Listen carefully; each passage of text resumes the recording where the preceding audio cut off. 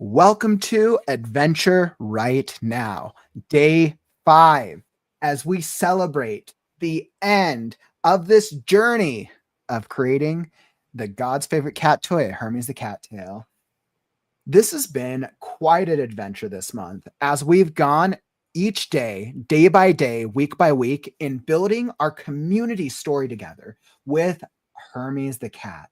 So today we're going to be doing a couple things. We're going to be reading live excerpts from parts of the story written by ourselves and community members. We're going to be doing a live gameplay test of the game Hermes the Cat. We'll also be developing and writing the epic finale of Hermes the Cat. And we will be wrapping up the stream with submitting it to NaNoWriMo, of which we've already hit our 50,000 word goal. So make sure you stay tuned because we have a lot today as we wrap up our first ever fully developed and fully written community story for the WriteNow community of Hermes the Cat. Welcome to the community. I'm Kaufman, and you guys know me. I'm on a mission to help writers around the world and currently trying to help Hermes survive all 8 of these cats. And that's me. I'll pass it over to my friend. And I'm Chat Soul. You guys all know me with the person with a really high word count. That's for all this, anybody's for this ever month, know you, I am just known as Eclipse Studios, the indie game studio working with RightNow to create this game. Mm-hmm. So how excited? So like I know we're reaching the end of this experience this weekend for the live stream portion of it. How are you feeling about the story? I'm liking it. It's felt like quite a journey going through each of these cat stories, and there's been so much complexity. I think going into this, I didn't know what to expect. I really did not know what to expect from this. I kind of expected about half of what we've done. And part of that is because I played a lot of text-based games. Mm-hmm. And honestly, this is, kind of related to what I'm trying to do for my career. So, mm-hmm. But Exactly. it is actually turning out to be putting this into a book format. I didn't know what to expect with that. And it's a lot more interesting than I expected. And I really liked working with this. I'm actually kind of excited to finish this too. I am so excited. And let me throw up our banner here. This is our working cover for the story of Hermes the Cat and all 8 of his past evil cat lives as he's had to deal with the craziness and shenanigans, right? We have our lovable Hermes. We have our Egyptian Viper over here. We have Parrot, which leads over to Lucky. And then we have Row Meow. And then we have Dickens the Cat, which leads into everyone's crowd favorite Ginger Cat. And leading off to our... wait, I'm blanking on the name for our alchemist. Skinny. Skinny, that's right. Then we lead over to Skinny. And finally, our evil antagonist, Tuxedo.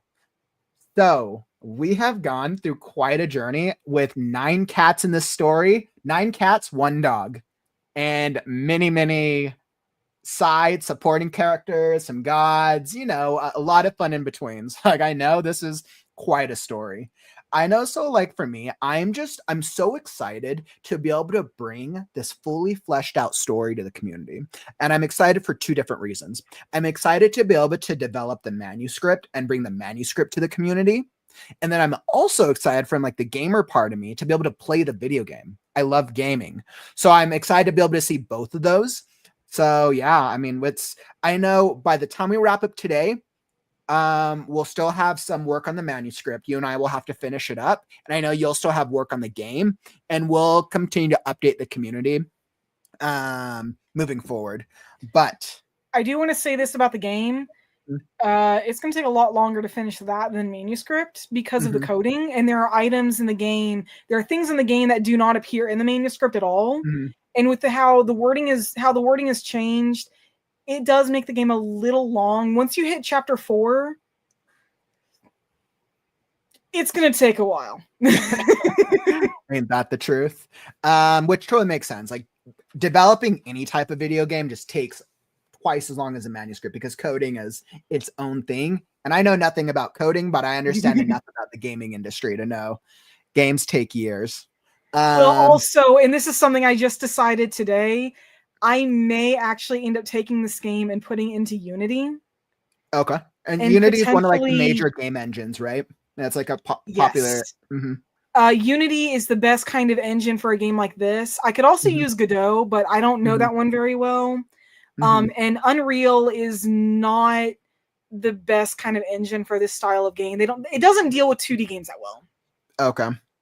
But if I would happen to actually decide to put it into Unity, yeah, no, I'll talk to you more about that if and when that happens, because that's going to actually make the game more substantial. There's going to be a lot more to it. Awesome. So I know we got so much to do today, so we're going to be hopping right into it. But before we do, let me hop into the comments and welcome Bobby. Welcome to the stream. Glad to have you here, my friend. We saved an excerpt. I actually was able to save an excerpt from one of the pieces you wrote that's included in chapter 5. So we'll be that'll be one of the things we'll be reading in just a bit. Like going through one more read through before I send my memoir to the editor. Hint, hint. Awesome. Bobby, I appreciate you. I know you're probably referencing I'm doing a holiday discount for my writing services. I'm not going to advertise that right now, but anybody who needs writing services, just drop a comment. Awesome. Let's see. And ML, welcome, my friend. I know we're so excited to get into Hermes the Cat. Glad to have you here and joining us, my friend. And let's see, Courtney. Hey, everyone. Excited to be able to be here for this event. I know. So this is so cool. I'm actually really glad you guys are going to be able to join us. And Nil and Tiara, what's up? We got our core friends over here. I know Nil was saying, I was curious if the game lets you put a background image behind the text. Then you can use AI to make without the time to animate game models, etc. I would rather not use AI to make this game. This is technically the first game I'm making, and I'd like to do it properly. And I mean, there actually is a way to put, I'm pretty sure there's a way in Twine to actually put an image behind it. However, that is going to be extremely busy, and I'm not doing that because it's going to be a nightmare trying to read that. Does the game industry, I imagine they probably have a different take on AI. Because based on my knowledge of AI actually, so like the core AI that we know that became popular in the past couple of years was actually originally developed and used for the game industry. Like, and that was like years. Too much. I was reading about that. I was like, where did AI start? It started with gaming because gaming, top end gaming designers needed it for games, and then of course now it's transitioned to the world. Well, I haven't heard too much about it. My teachers didn't really cover it since I was a writing degree, not a gaming degree. But from what little I did hear, it was kind of a mixed bag.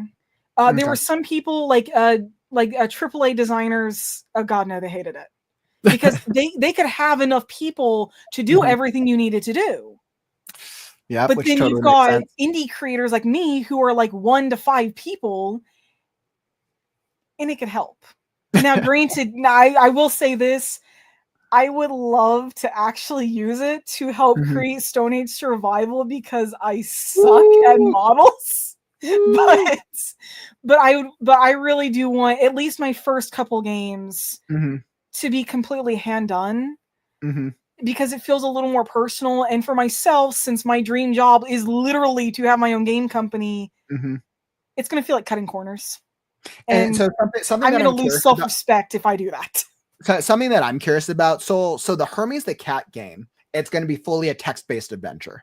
Yes. Like that. Like that's the style. That's what it's called, right? Or it's It is a text-based adventure. Yes. Okay. And for those of you who don't know, like gaming history, text-based adventures is actually where gaming started. It started in the basements of what were considered the original nerds.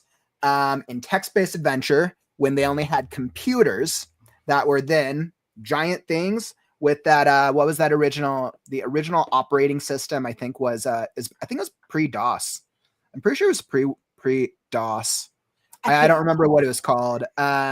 But like that's where it started.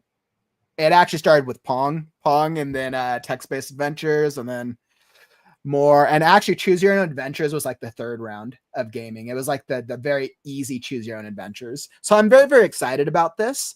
Let's hop into Hermes the Cat. So what we're gonna do? So I've been going back through the story, and I've been reformatting parts. I haven't gotten through the full part yet, or through the full story yet, but I think what'll work well is let's read through excerpts from each section, from each chapter of the story.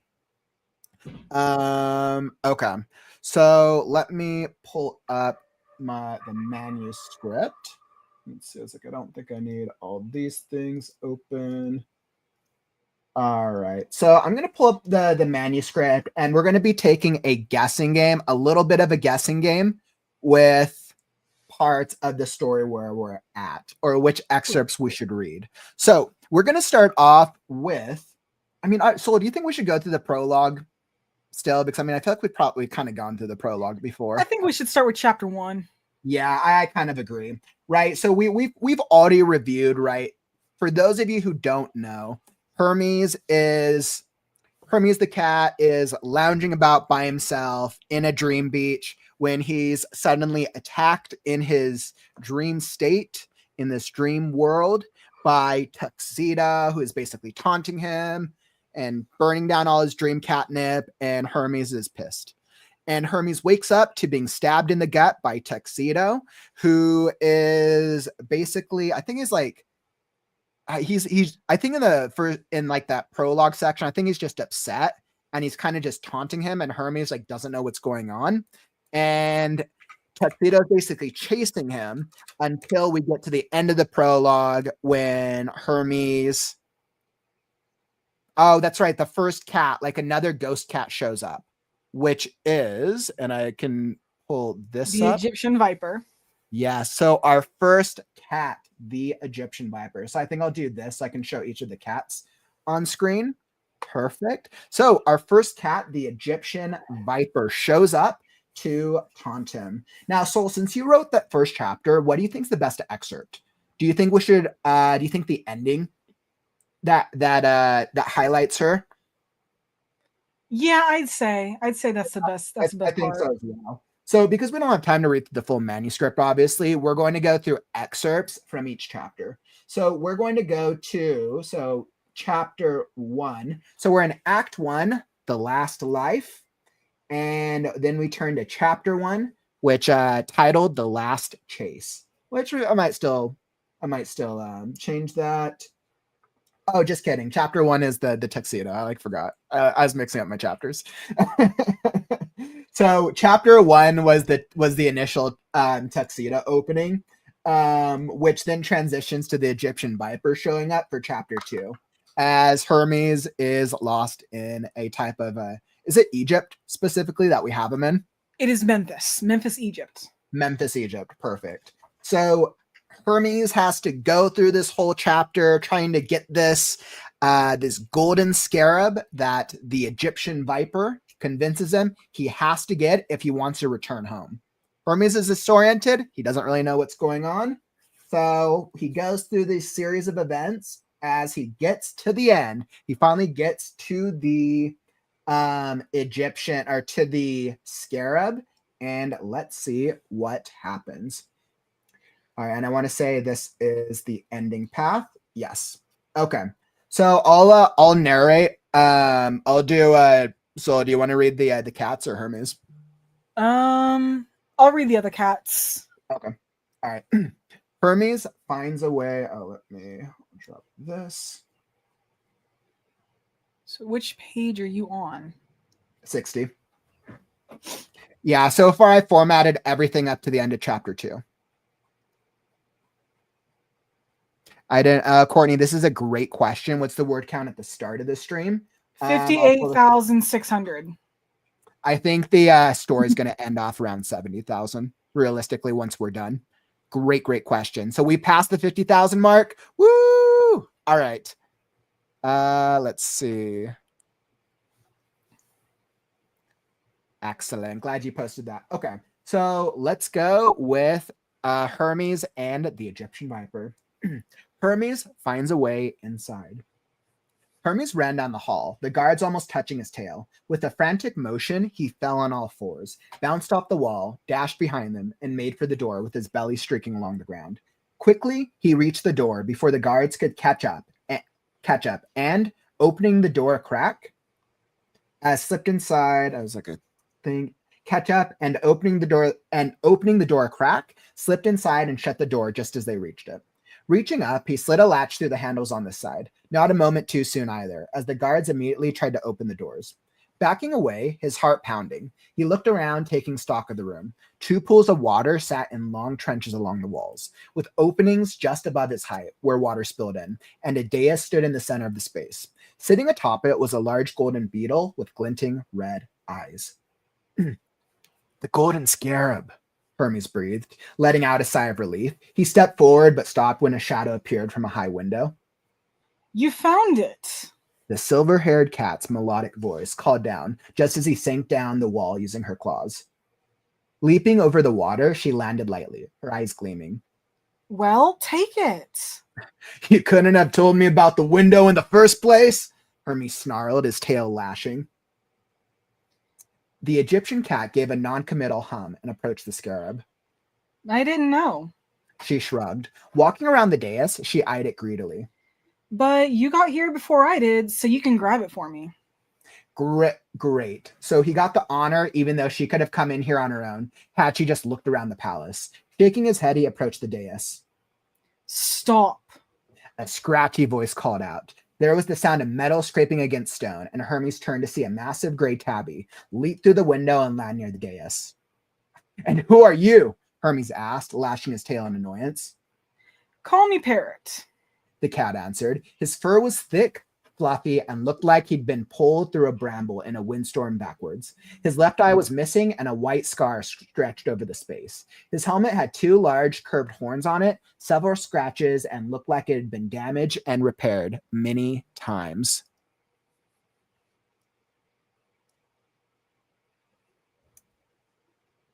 It looked like it had been damaged and repaired many times. A curved sword hung through the belt around his waist. The silver-haired cat huffed. Look who is up and squawking again. Be gone. You don't belong here. I think I do, darling. The fluffy cat grinned as he tapped his helmet with a mocking bow. Without another word, he produced a pouch from his fur, raced for the scarab, and scooped it up. Winking at Hermes, he scratched his claw through the air. Hermes stared as a white line appeared before, swelling into a hole in the air, and then Parrot leapt into the space without warning. Snarling, Hermes wrapped his paws over his ears. Your problem, not mine, the silver-haired cat commanded. The deal was fetch it for me, kitty, if you want to go home again. Hermes scratched the air with a hint of frustration. With a groan, he muttered, I should have stayed on the beach. With a roar, he raced for the hole and jumped into the swirling white and gray vortex just as it closed. All right, wonderful. So that is the excerpt from chapter 2. And then we transition into chapter 2, just titled Parrot now. Right now, the chapters are titled after the cats' names. We can probably find better titles for them at some point. If you guys think of a great title for the chapter, drop it in the comments. We would love it. But right now, the majority of the chapters are titled after the cat. Parrots. Let's see. I'll just come up with something clever. Parrots. Nope. It's not. It's going to be corny. All right. I leave that to you, community. Drop a comment if you have an idea. Okay. So chapter 3. Okay. So we got an excellent submission. Let's see. I know Nil submitted a piece for this for one of the dead end paths, which I just haven't had the chance to include quite yet, but I want to throw it in here because it's actually really good.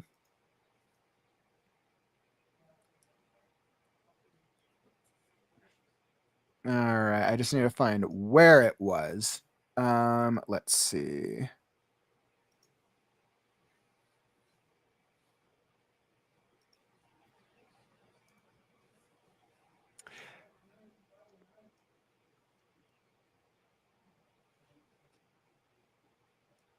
All right. Let's find it. Option C.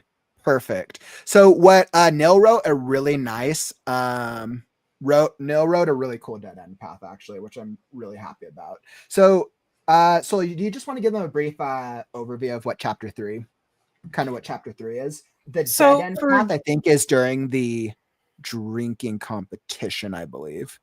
On page 63, drinking contest or fight. And also, I was thinking we'd read an excerpt from the dramatic event, page 81. Okay. Yep. I think that's a good idea as well, actually. But for those who haven't, looked at the document, chapter 3 is Hermes faces against Parrot in one of two ways. So Parrot has the scarab held in a pouch, and they have landed on a Viking longship. I actually did a lot of research for this one, so I was kind of proud that I chose something that I actually had a good image for. But so they've landed on a Viking longship, and Parrot is on the crew with actual humans. Hermes actually has to challenge him either to a drinking contest or to a fight, and doesn't end well either way. But he ends up setting the ship ablaze, thanks to pitch, also known as pine tar. Which I think is actually perfect. Okay, so like I said, I still have to fix structuring for chapter 3 moving forward, but okay, so I'm gonna list this as a weird event. And then which one did you? All right, so that weird event should then be after Hermes challenges him to fight. Let's see, comedic event, drink sparingly. Where am I? I have to make sure that I'm in the right. Hermes challenges Parrot to a fight. And then these are the fighting paths. And then Hermes challenges him to a drinking contest. Okay, I see. So then it means we will add option C here. All right, perfect. And then so which part did you want to do for yours? See, the dramatic event, Hermes uses his claws. Perfect. Okay, let me just add this, which I think I did this as a weird event.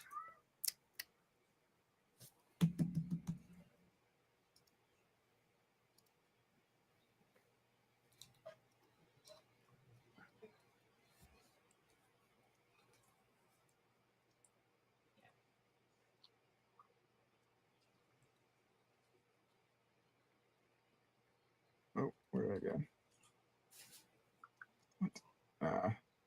Sometimes when you copy paste, sometimes the spacing gets kind of funky. Okay, I want to say that is 18 and Georgia. And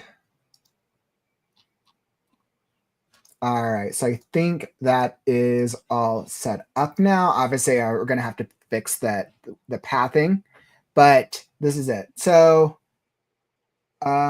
where was which page was yours? Was the one you were on, or was yours the end of it for the scarab, or was it one of the options? It was one of the options. For me, it's page 82. Okay. Let's see. So 82. Hermes uses his claws. Yes. Excellent. So, okay, I see where we're at. So, essentially, Hermes gets, like you were saying, Hermes is on the ship, and he's basically has different options for dealing with Parrot and his tomfoolery. So, one of the first options, right? Obviously, he can drink sparingly, match him mug for mug, or pretend to drink. So, this is when he goes with the drinking event. Let's see. Hermes challenges him to a drinking contest. Hermes challenges him to a fight. Or the third option will be an old flame arrives and Hermes pauses their face off to talk first. Okay, so this actually gives 3 nice options. So first we'll go for the fighting option. And then your fighting option was one of the ones that you chose. And of the fighting option, one of the events is Hermes uses his claws. All right. So if Hermes chooses to fight Parrot and uses claws, to save my voice, Soul, do you want to narrate this one? And I'll read Hermes. All right. My claws will be enough, Hermes declared, standing tall. Parrot raised an eyebrow, his amusement fading as he looked Hermes over. Your claws? Against steel? He scoffed, though there was a flicker of respect in his eyes. You think you can scratch your way to victory? Hermes held his ground, his claws flexing as he unshut them fully, the tips glinting in the light. I don't need anything fancy, he replied, his voice steady. I know what I'm capable of. Parrot's smirk returned, but it was smaller this time, more wary. He shifted his stance, lowering his sword a little. All right then, little warrior. Let's see if you've got the guts to back that up. Without warning, Hermes lunged forward, claws extended in a swift arc aimed at the pirate's chest. The one-eyed cat was quick, his sword raised to block the strike with a metallic clash. Hermes wasn't deterred. He twisted his body, feet digging into the deck, and came around with another slash. The pirate cat parried again, his expression hardening with each failed strike. You've got speed, I'll give you that, Parrot muttered, eyes narrowing as he adjusted his grip. But your claws can't cut steel. Hermes growled under his breath, frustration creeping into his movements. He pressed on, claws slashing through the air, but Parrot's sword met each strike, blocking with deadly precision. The sound of metal against claw echoed across the ship, each clash harder than the last. You're quick, I'll give you that, Parrot said again, his voice tinged with amusement, but that ain't enough. Hermes' claws scraped against Parrot's sword again, and for a moment he thought he had him. The sword jerked slightly, just enough for Hermes to aim for an opening. He lunged, his claws aiming for the pirate cat's face, but Parrot's sword came down hard, knocking him back with a force that sent Hermes stumbling. With a quick leap forward, Parrot knocked Hermes down.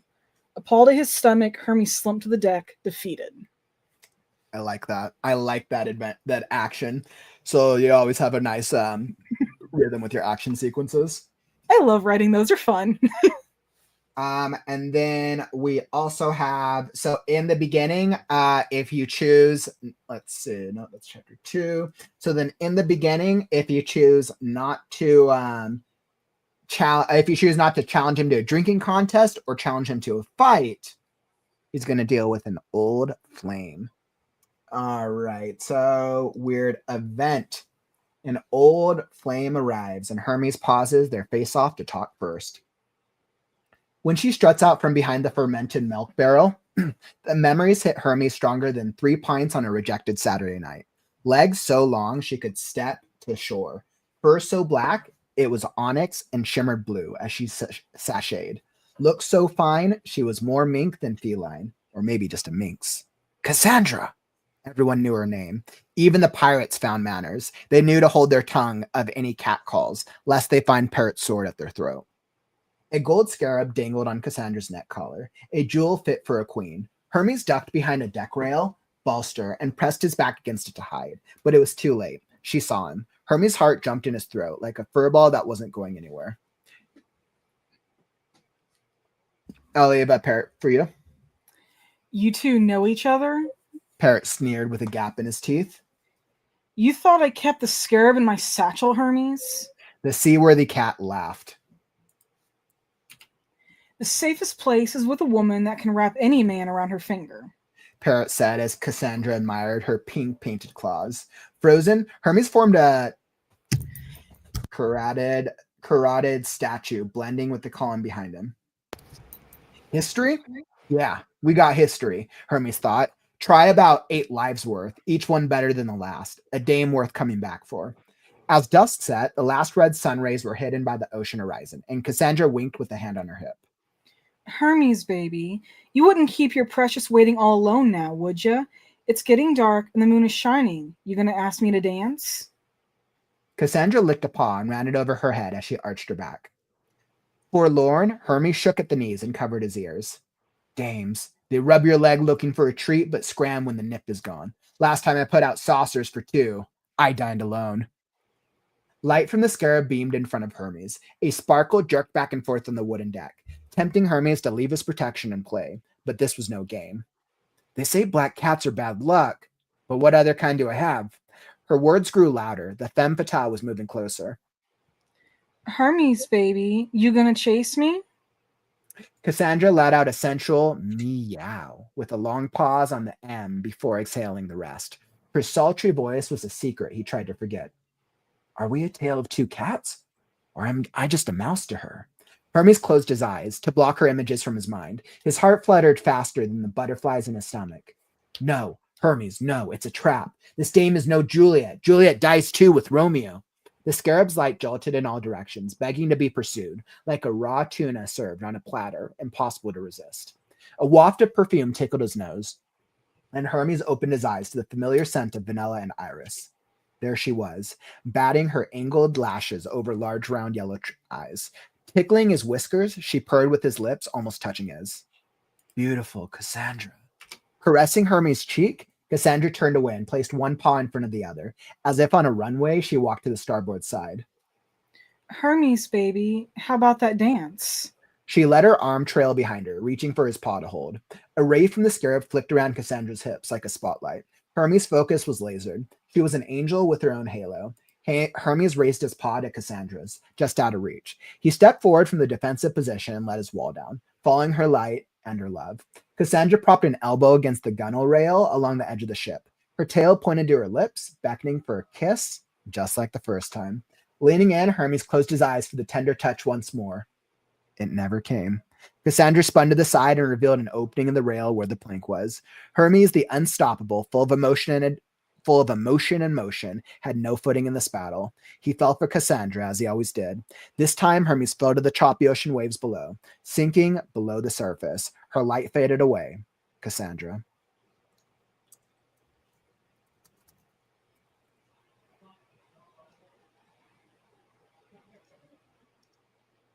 All right, so that was awesome. I actually really love that introduction of that Cassandra cat. She I was like, I want her to show up again. She's kind of a badass, actually.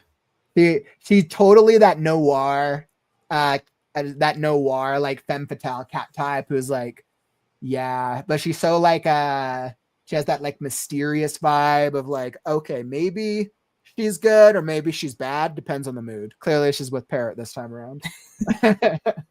She has a thing for birds, for catbirds. Oh man, that was awesome. Yeah, I think the only thing I would adjust in it is I'd probably give a player the option to go dance with Cassandra or ignore her and go back to a Parrot.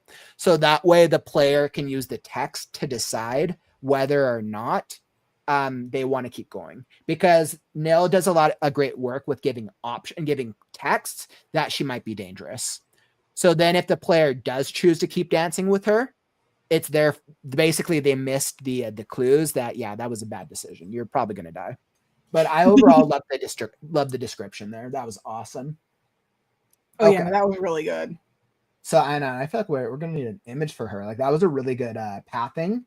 So then we get into the end of chapter 3, where Hermes ends up walking the plank anyways and gets tossed off the ship as Parrot leaves him in his wake. As we get to the end of Act 1 and Hermes is drowning in the ocean, only to be saved by our new lovable canine, Valkyrie, the flying corgi, who is who's a distracted little mutt. Yeah.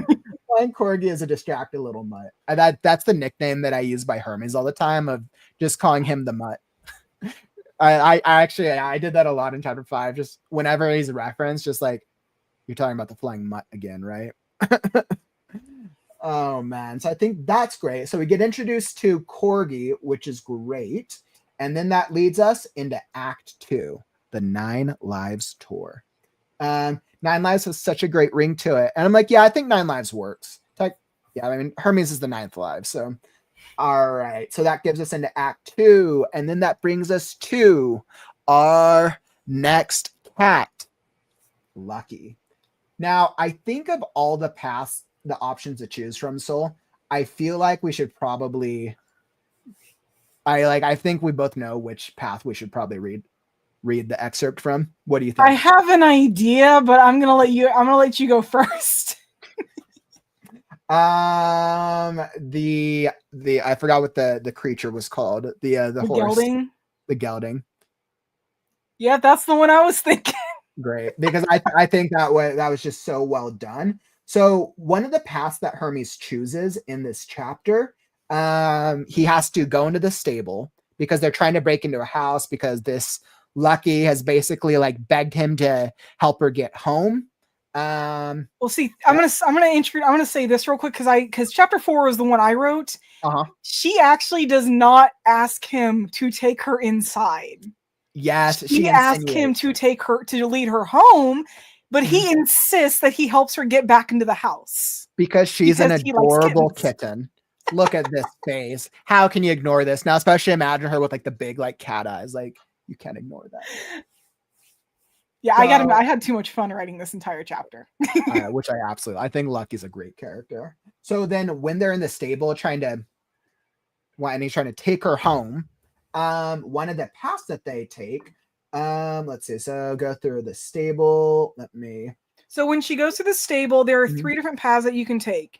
You can either look through the window, you can try the door, or you can ask the gelding for help. And for people who don't know what a gelding is, I'm pretty sure that's just a neutered horse. I think that's, yeah, okay. I got that. Which is the dark event. So we're going to go with the dark event option.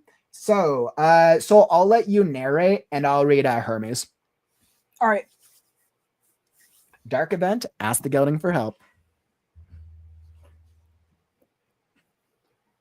You want me to do the voices or like it starts off with dialogue? I didn't realize. Let's ask the horses for help.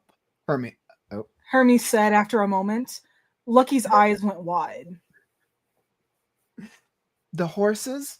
How could they help us? They might know how to get in. Hermes glanced at the horses, but the gelding was the only one awake. The black horse watched them with unsettling intensity, its dark eyes gleaming in the moonlight. As Hermes stepped closer, the horse huffed a strange, raspy breath, and the room seemed to grow colder. Lucky whimpered softly, her fur standing on end. It's all right, Hermes told her. Turning to the gelding, he held out a paw. Do you know how we could get back in? The gelding's dark eyes gleamed unnaturally as it stepped forward, hooves clicking against the worn, uneven stone of the stable floor. Its breath puffed out in a cold mist, visible even in the faint moonlight spilling through the open stable roof.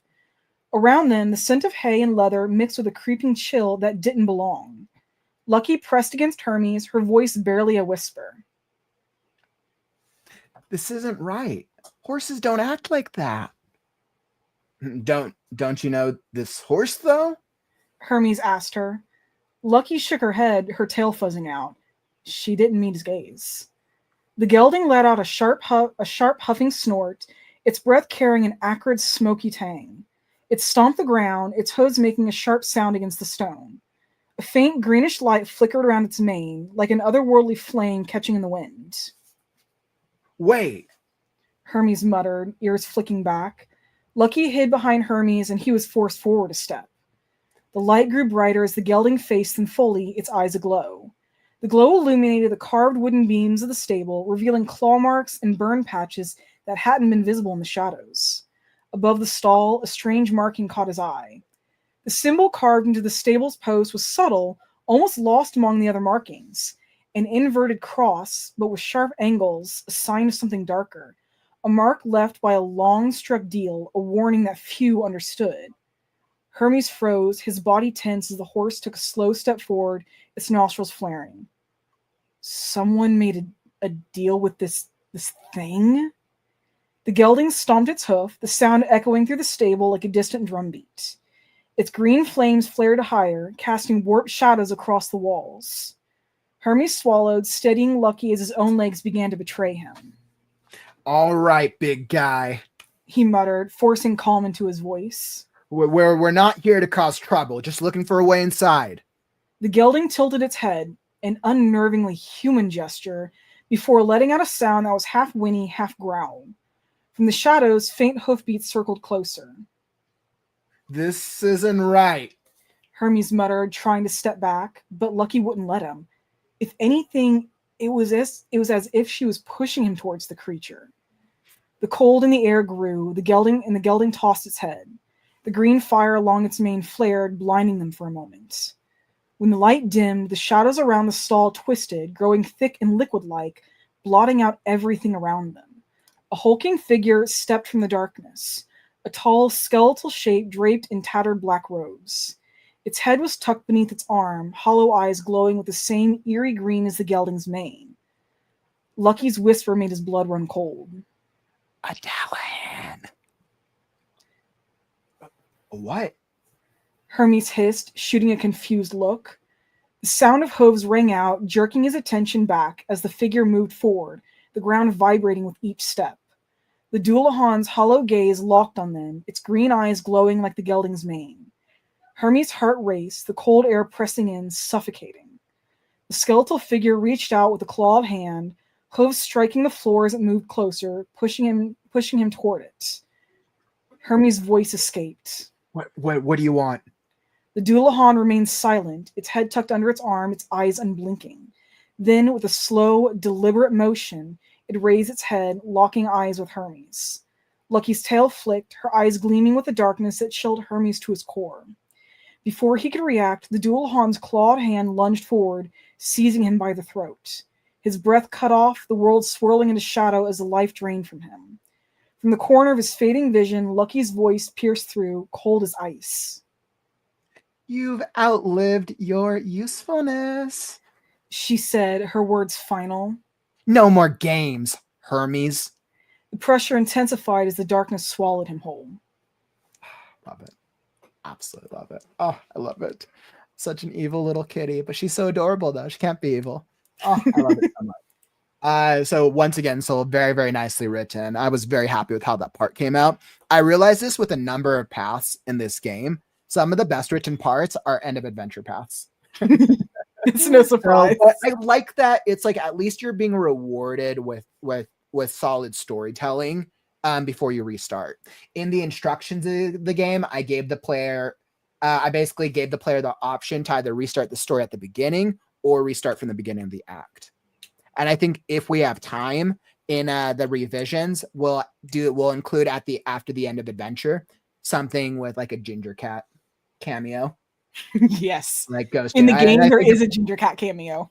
And I think we can do that attached as like a small paragraph at the end of each end of adventure arc. And I think we could do something fun with that. So, all right. So that is the end. So that's that moment. So do you just want to explain kind of what happens the rest of the chapter? So basically for the rest of the chapter, if you actually manage to get inside the house, Hermes, he tells Lucky that she needs to get cleaned up because she's worried people aren't gonna recognize her. They end up finding one of the people who reveals that Lucky was kicked out. Lucky was actually kicked out of the house after the child of the house died, and the human actually ends up taking Hermes down to a whatever it is below the cellar. It's below the cellar, and he gets shoved in a cage. Excellent. And I will say another creepy part that I added to it, which actually relates to like the final everything. Mm-hmm. There is a blackened mirror that they pass, and the only thing you can see in it is an eye. I absolutely love that. I love that because that's a foreshadow. That's a really excellent foreshadow. Yeah, like I said, I had a lot of fun writing that chapter. I did a really fun foreshadow in chapter 5 with scissors, the golden scissors. It's gonna be awesome. I did. It's a really fun foreshadow element. Awesome. So then, with Hermes trapped in his cage, he basically has a couple options in chapter 5.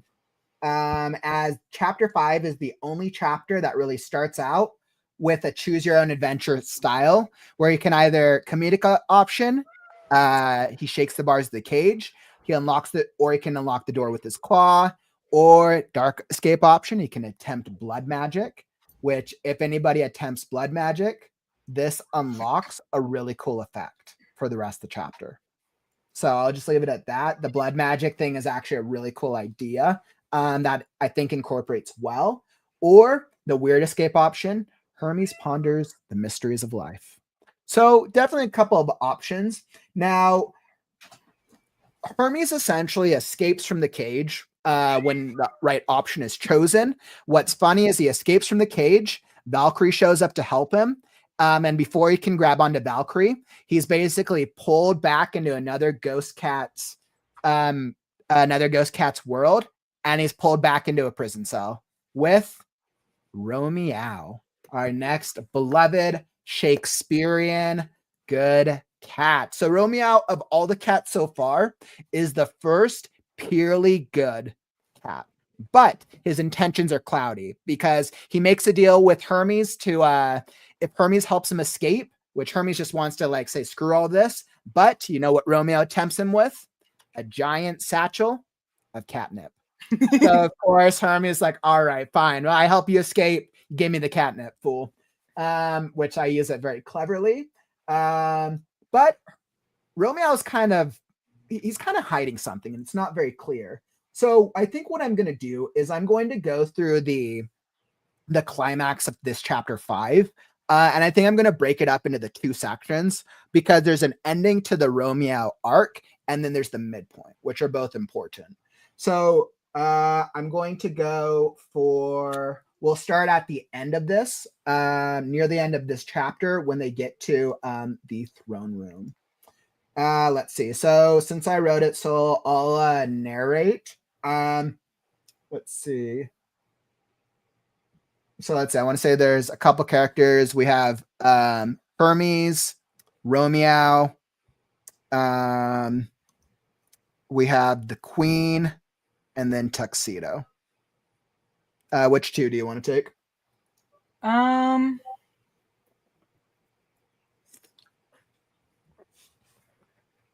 I'll take. So I'll not do Hermes. I'll do the other 2. Okay. I was looking. I was making sure I had the right page. Yeah. Okay. So why don't you do a Romeo and then Tuxedo? Okay. Perfect. And then I'll do a Hermes and the Queen. All right. This is titled For the Queen. Now there's pathing options because the Queen is essentially the first real boss fight of this game. I'm going to skip some of the pathing options so we can do a little bit of the story. All right, For the Queen. Hermes and the brown tabby rushed through the ginormous golden plated doors and shoved them shut behind. Hermes held his back against the doors as they searched for something to barricade them with. The tabby ran off and dragged over a mannequin with a suit of metal armor. Really? Hermes asked sarcastically. The poet cat shrugged as they propped it against the doors. The doors tried to barge open from being pushed by the other side, but Hermes barely managed to keep them closed. Gonna have to do better than that, Tabio. The brown tabby rose onto his hind legs, bringing his feathered cap to his chest. Whether 'tis nobler in the mind. Hermes kicked him. I'll be nobler in the mind if you shut up. Barricade, now. They looked around. Hermes nodded towards a large plank of wood to be brought over. The tabby picked up on it, dragged it over, and slid it through the door handles. Between the handles and pillars, it managed to do just the trick. They stepped back as the doors tried to barge open, guards shouting from the other side. Hermes clapped his hands together. Now that's taken care of. Time for another escape plan. Guards, apprehend those cats, suggested a cool, serene voice. They spun around to be greeted by a magnificent throne room decorated in blues, golds, and greens. Fine drapery adorned the ceilings, and stained glass windows decorated the walls. Unfortunately, they appeared to have blocked the only visible exit. A red carpet curled up the length of the room, leading to an ornate silver throne atop a human woman. Leading to an ornate silver throne, a human woman atop it. A human woman atop it, presumably a queen, of articulate beauty, adorned in silvers and greens, with penetrating, almost unnatural, icy blue eyes. Before her, 2 lines of guards charged at them. I'm done with all this. My love, the brown tabby cried with glee. He turned towards Hermes. She is under a spell. We must save her, my friend. Anything. Hermes stuttered. The deal. The brown tabby unhooked the pouch and tossed it at Hermes' chest. Hermes caught it, looking inquisitively at the tabby. Love is the stuff dreams are made of. She is thy heart, thy soul. The look in those large golden brown tabby eyes reeked of hope and desperation. Hermes stuttered. Something deep in his chest was reminded of a deep pang of loss. A sudden floodgate of emotions rammed into his chest. I remember your pain. My pain, he whispered hauntingly. You'll help me, my friend? Hermes shook his head, confused at first, but determination returned. We're connected, you and I. I feel it. I sense it. Oh, that's Hermes. Yeah, that was I should have said that. Hermes muttered. We're connected. We're connected, you and I. I feel it. I sense it, even if I don't understand it. Romeo grinned. Apologies for the deception. I'll explain all once we save her. Hermes nodded. Once more under the breach. He gulped, trying desperately to spit out the word. Romeo. The light in Romeo's eyes sparkled. The guards were nearly upon them. They turned to face the 2 rows of finely adorned guards. These ones had more fierceness, aptitude, and formation than their previous encounters. Romeo slid a thin crystal sword from out his clothing. He kissed the edge. Hermes rolled his eyes and snickered. He opened the pouch full of catnip, wafted in the smell as his eyes widened with a euphoric glaze. This was all he needed for the round. Suddenly, his mind was lit, and a crazed grin spread across his lips. He latched the pouch onto his side as he rolled his neck and leaned forward. I'm going to skip this. We're going to skip past a fight. Let's see. Let me think.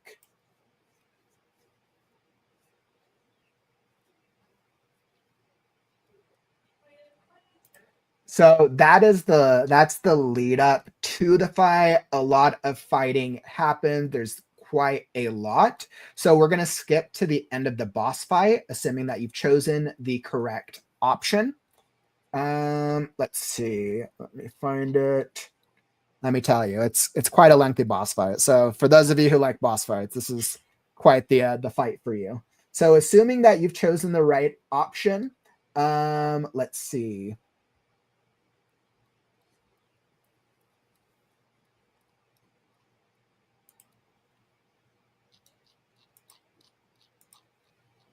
All right. Well, we'll start out. We'll start off on this, and we'll see what we can do. A wolf in sheep's clothing. Hermes' eyes widens.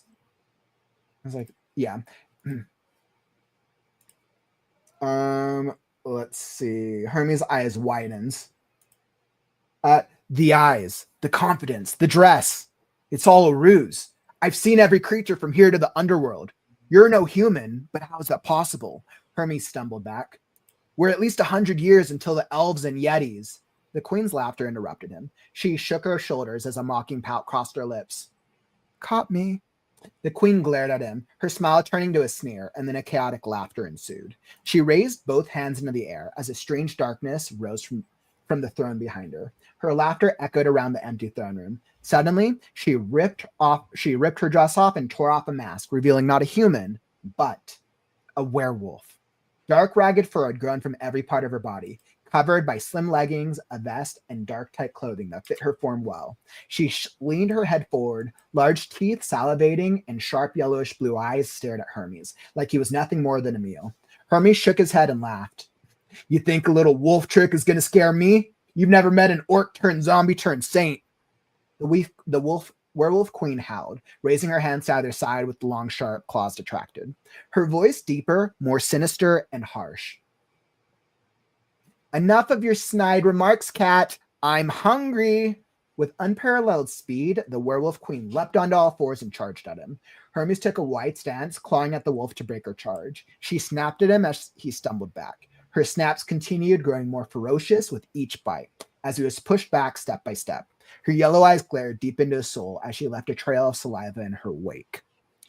All right, so that is the boss fight. We're going to skip the boss fight and then move on to the midpoint. So you'll have to keep reading to see whether how that shakes out. Let's see. Smoke in the air. Hermes tried to see through the watery vision. Clapping echoed throughout the throne room. As the smoke cleared, Hermes saw a figure walk out from behind the throne. Tuxedo stood before the throne, clapping with a delighted grin. Which page are we on? Sorry. I randomly skipped. 256. 256. Okay. And we're about halfway, a little over halfway. The beloved hero wins again. Hermes pushed himself up onto his paws. He coughed out blood. A searing pain ripped through his stomach. This was starting to take a turn. He looked around for the catnip, but it was long gone. With the smoke completely cleared out, he could make out the tuxedo cat walking slowly down the stairs towards him. You think a little fireworks are going to scare me? Hermes shouted as he wiped blood from his stomach, groaned, and stood. He huffed heavily, but maintained his position. Oh, nothing can scare Hermes the Cat. Tuxedo drops to a knee and fans himself.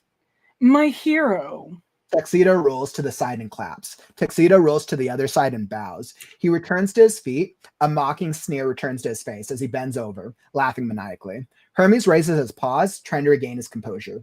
Tuxedo snaps as a cloud of shadows materializes out of thin air and encompasses him. It fades. Hermes the joke. Tuxedo whispers into his ear from over his shoulder. Hermes turns as he is chucked across the room, flying and crashing through one of the pillars. He lands with a deafening crash against the wall. This time, a good deal of blood spews from his mouth. The world spins. He shakes his head and tries to stand, but stumbles back into the wall. His stomach screams out in pain. Without the nip. He shakes his head. Tuxedo paces across the room, vanishing from one place in a cloud of shadows and appearing in another. Hermes shakes his head. Is he seeing things? Hermes racked his brain for any strategy or idea. Why couldn't he remember this tuxedo cat? Who was he? Hermes shakily rose to his feet and wobbled. Werewolf Queen was your mutt? Tuxedo laughed. What can I say? Put an end to humanity a couple hundred years early. I'd say who cares about them, but we both know you despise them just as much. Hermes clenched his paw. Humans suck, but... Tuxedo stopped his approach and puffed his chest out. So the Egyptian viper didn't consider herself superior to human filth? First life, big whoop. Tuxedo reappeared atop a pile of rubble and pointed to the sky. Captain, my captain, I command humans. Parrot was a drunk, Hermes retorted as he stepped forward and stumbled toward the closest pillar, catching himself. Tuxedo pounced on the floor. Poor little Lucky loved a human. Too bad I had to make some adjustments. He slid a finger across his throat and laughed. Tuxedo appeared before Hermes, pinning him to the wall with one hand. He leaned in and whispered. Don't even get me started on the cat in this period. What a disgrace. I shouldn't have included him in... Hermes grappled at Tuxedo's paw, which dug into his throat. Hermes hissed, refusing to be cowed by this lunatic. Who's the pathetic one if you had to wrangle these other ghost cats to do the work for you? Tuxedo laughed and leaned his fist into Hermes' gut. Hermes coughed out blood onto Tuxedo's black and white face. Tuxedo swept a paw across his own face and licked up the blood. He licked his lips. Tuxedo leaned in menacingly and whispered. What's your favorite phrase? Screw them? Those deals were distractions for... Tuxedo gasped. His eyes widened in shock. Looking down, a sword pierced directly through his stomach. He dropped Hermes and stumbled back, coughing. Hermes gasped for air. Romeo kneeled on the ground, a grin on his lips. He tried to mutter something, but coughed up blood and fell onto his back. Tuxedo sneered at them. He pointed at Hermes, menace, hatred, and disgust filling his eyes. Wait till you meet the rest of them. He laughed as he spit blood to the floor and snapped. A cloud of shadows materialized and consumed him. The shadows disappeared along with Tuxedo as the bloodied sword clattered to the floor. All right, so I'm going to end that there. The rest of it is a transition into the next chapter. So I thought that was fun. We get Valkyrie back, and then essentially we wrap up and tie off the loose end in that chapter, leaving our gentle Romeo. Did he survive? Didn't he survive? Guess I'll just have to read to find out. So we transition into chapter 6. Victorian cat. All right, so you want to give the intro, or you want to where do you want to read from? Since I haven't read the chapter yet, I'll let you pick where we should read from. That's what I'm trying to figure out now. Okay. So chapter 6 was another one that I wrote. This is where we get into London in about 1860s. Okay. This would be about the time of the vampire werewolf wars. Or fights, I should say. I mean, like, if you can choose, then we can always choose like either the intro part or maybe the climax of the chapter. Unless there's a part the climax might actually be better. Okay. Let's do that because then we can go through the dramatic beat of it. Is the help the others? Is this the start of it? Okay. All right. Let's do it. Since you're familiar, I'll let you read. And I'll read Hermes. Okay. Cool. Hermes stared at him for a moment, then his tail fuzzed. Help the others? You mean my first 3 lives that tried to get rid of me? Oh wait, sorry. As a pretext, what's the chapter about? We forgot to tell Okay, them. so What happened in this chapter? so when Hermes and Valkyrie finally land on the side of the River Thames, she takes him to this massive, almost castle-like mansion where Dickens lives with 3 kittens, and she's not. You don't actually see her, but he's got a wife. And he needs help getting rid of a ghost. He shows absolutely no interest in getting rid of Hermes himself. He's just kind of like, I don't like this. I don't like it that you're here, but I'm going to deal with it. And if you're going to be here, you're going to be useful. He's kind of got that attitude. Excellent. And I think he basically goes on a ghost adventure in this chapter, right? Pretty much. And I will say there's actually a couple choices where I actually use real Latin as incantations for a couple things. Love it. And I think I did the same thing in chapter 5 when Hermes uses blood magic. The incantation is Latin based. Okay, which I think is perfect. Okay. I'll let you start again. Hermes stared at him for a moment, then his tail fuzzed. Help the others? You mean my first 3 lives that tried to get rid of me? Dickens shrugged and sat down heavily in an overstuffed chair by the fire, flicking his tail for Hermes to follow. Crazy came by, the tuxedo. He asked for my help, but I declined. I have my paws full. There was a resounding crash, and the library's doors burst open as 3 kittens came rushing in. All 3 wore in clean shirts and jackets, while one wore a newsboy cap. They were chasing 3 small balls of light, their shrill voices echoing sharply among the books. Dickens growled and stood. Enough! You cannot come to the library like that. Out! He strode towards them, waving his paws in the air. The 3 kittens stared at him with wide eyes, the sprites moving to sit on their shoulders. Dickens sighed and rubbed a paw over his face. If you must stay, you have to be quiet, and no running. Yes, father, the 3 boys chorused. They scurried around the library, each with a sprite, and settled down with some books. Dickens scowled half-heartedly, but rejoined Hermes. Ignore my kids. They tend to have too much energy. You have kids? Hermes asked, sipping his milk. Dickens sighed and nodded, taking a long drink of his own milk. Yes, my wife, Agnes, had 3 children but no husband. She wanted a marriage. I prefer not to be alone while the humans are out, so I ended up with 3 brats. Despite his nonchalant and almost bored tone, Hermes didn't think Dickens was unhappy about the arrangement. What's with the sprites? Dickens growled, shooting the sprites a dark look. Damn things keep trying to lure my kids into the streets. We have enough problems. Potentially losing my kids to the pyres of the wolves should not be one of them. He knocked back his glass and then returned to the bar to mix a new drink.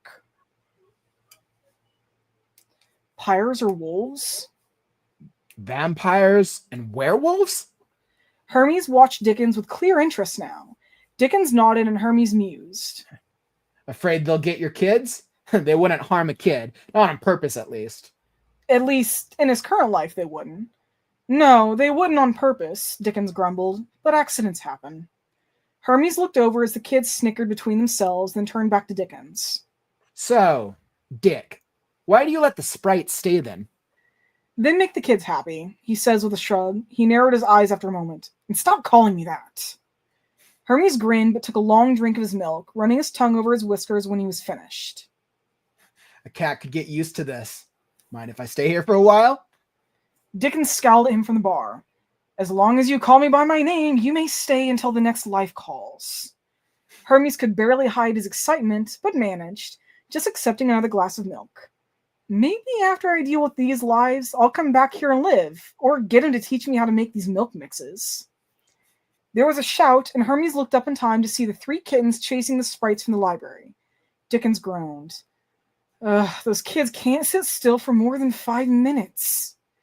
Hermes shot to his feet. I'll get them. He wasn't as fond of kittens as he used to be. Lucky ruined them for him. But he wanted to be on Dickens' good side. Dickens cocked an ear, then nodded, settling back into his chair. Very well. Be careful, though. There's a vampire lurking around the house. Pretty sure Crazy sent him here, as he's been trying to get inside, he growled. Hermes, go for it. I started to read, but I was wrong.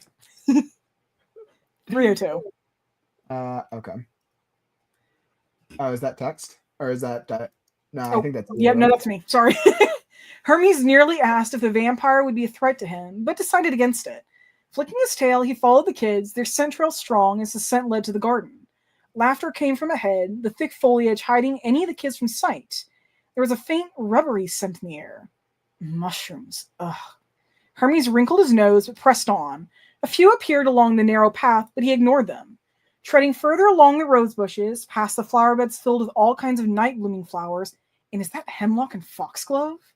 Hermes paused by the deadly herbs, recognizing them as ritual herbs the blood elves used, and medicine the orcs needed for their most potent mixtures.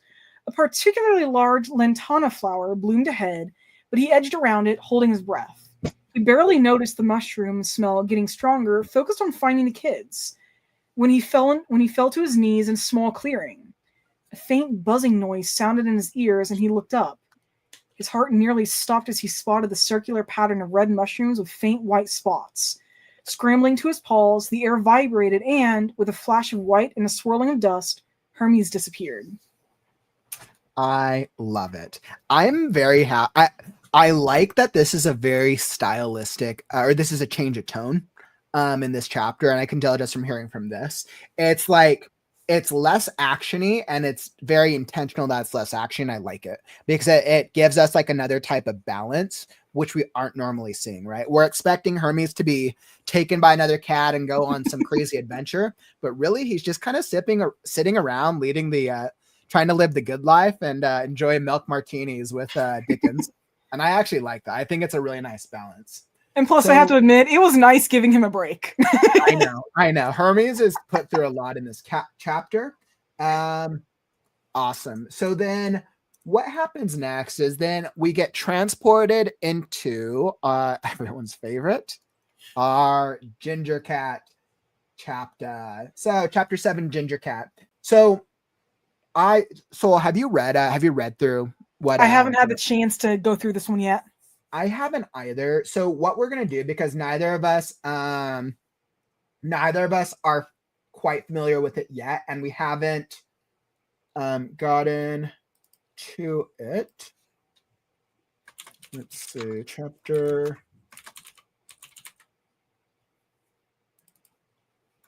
I'm trying to read what we have. All right, let's see. Bear with me just a second. Let's see what we had. So I wasn't sure if Mast had finished. Gotcha. Okay. So Mast has all this stuff. Okay, I see what happened. So it's all here. I think we just need a format. I think it's just a matter of formatting it, is my guess.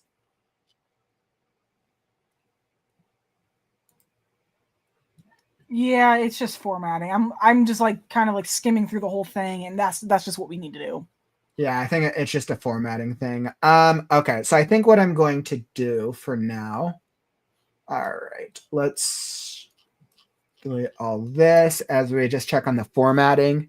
And I don't think Mast is here right now. So what I would say, Mast, let's go through this, because I know Mast Toaster wrote a good portion of this chapter. And I'm not sure what we got right now, since we haven't been able to review it quite yet.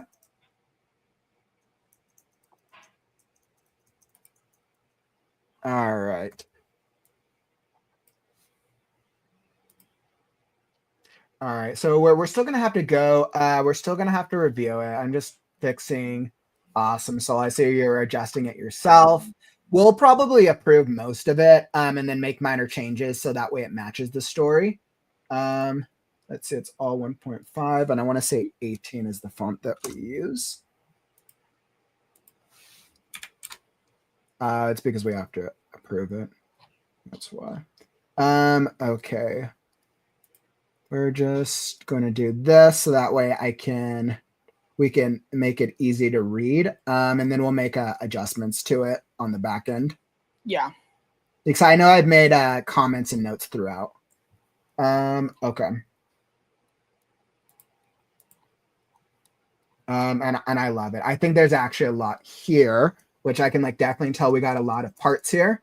And we've been formatting it a very specific way. I've been doing a very specific type of formatting with it. So I'm just going to adjust all the formatting options so it matches the rest of the manuscript. Okay. So let me just fix the font and the spacing. All right. So I think that should be 18. And then Georgia font here. Perfect. Okay. All right. So I think that should be good. So I'm thinking, so what we'll do is we'll read the opening of it before we get to the choice. Then we'll read what we have for the end. And we'll go there. We have our beloved Ginger Cat. And let's see what shenanigans we've gotten into with Ginger Cat. All right. So I'll let you take Ginger Cat and I'll do Hermes again. All right. Do you want me to narrate or do you want to? I'll narrate, and then that way you can narrate next chapter. Okay. So chapter 7, Ginger Cat. Hermes stood there surrounded by tall leafy trees. Except for a few beams of light creeping through the canopy, the whole area was engrossed with darkness. It was not the type of darkness like when one turned out the lights when one was going to bed. It was something different. A type of darkness that Hermes could not quite describe, even in his own mind, even if he tried to. These teleport are getting worse each time, said Hermes to himself. Loud rustling sound echoes through the forest as tiny creatures hustle through the thick brushes and brambles. So, what am I supposed to do now? Drop bread like two stupid kids in a fairy tale? It was not that he was lost. He had been lost many times in his life. It was the fact he was unsure of what he would find here. Not that long ago, he would have laughed at the idea of a witch living in a cabin in the woods. Now he was not so sure of that. Now he was not so sure that wouldn't be a possibility. Something would be that far out of the realm of possibility. Hermes could hear his stomach grumble. Hermes could hear his stomach grumble, and the bread comment did not help, even if it was a pretty good quip. How long has it been since he ate? 8, 9, 10 hours? He was not sure. Time did not seem to make sense anymore. From the distance, he could hear a song being whistled. Unless it was a type of bird, this was some other creature. He could only imagine what type of creature would be in the middle of nowhere. Whatever it was, he could not imagine it was not good. The humming turned to words, and then a song he thought he had heard before. As I go a-vandering, I wander all day long, and as I go a-vandering, I sing this little song, Valerie, Valeroo, Valai, haha. Sang the mysterious creature. From a short distance, a dark brown figure about 10 feet danced in and out of beams of light that were shooting down like beams shining from a chandelier. Suddenly, it stopped letting itself be illuminated by the light. Great, a giant walking carpet, thought Hermes, as he began to make out the shape of a Sasquatch. The last thing I need to deal with is another mythic creature, thought Hermes. It suddenly turned around towards Hermes. In its hands, there was a giant cardboard sign that had the words Hermes the Cat scribbled messily on it. Hermes had halfway expected that the creature would be wearing a chauffeur hat or something. Maybe a cute bow tie. It would have made as much sense as anything else he had experienced as of late. Oh my god. I absolutely love that. That masked. When you watch this on the replay, that was great.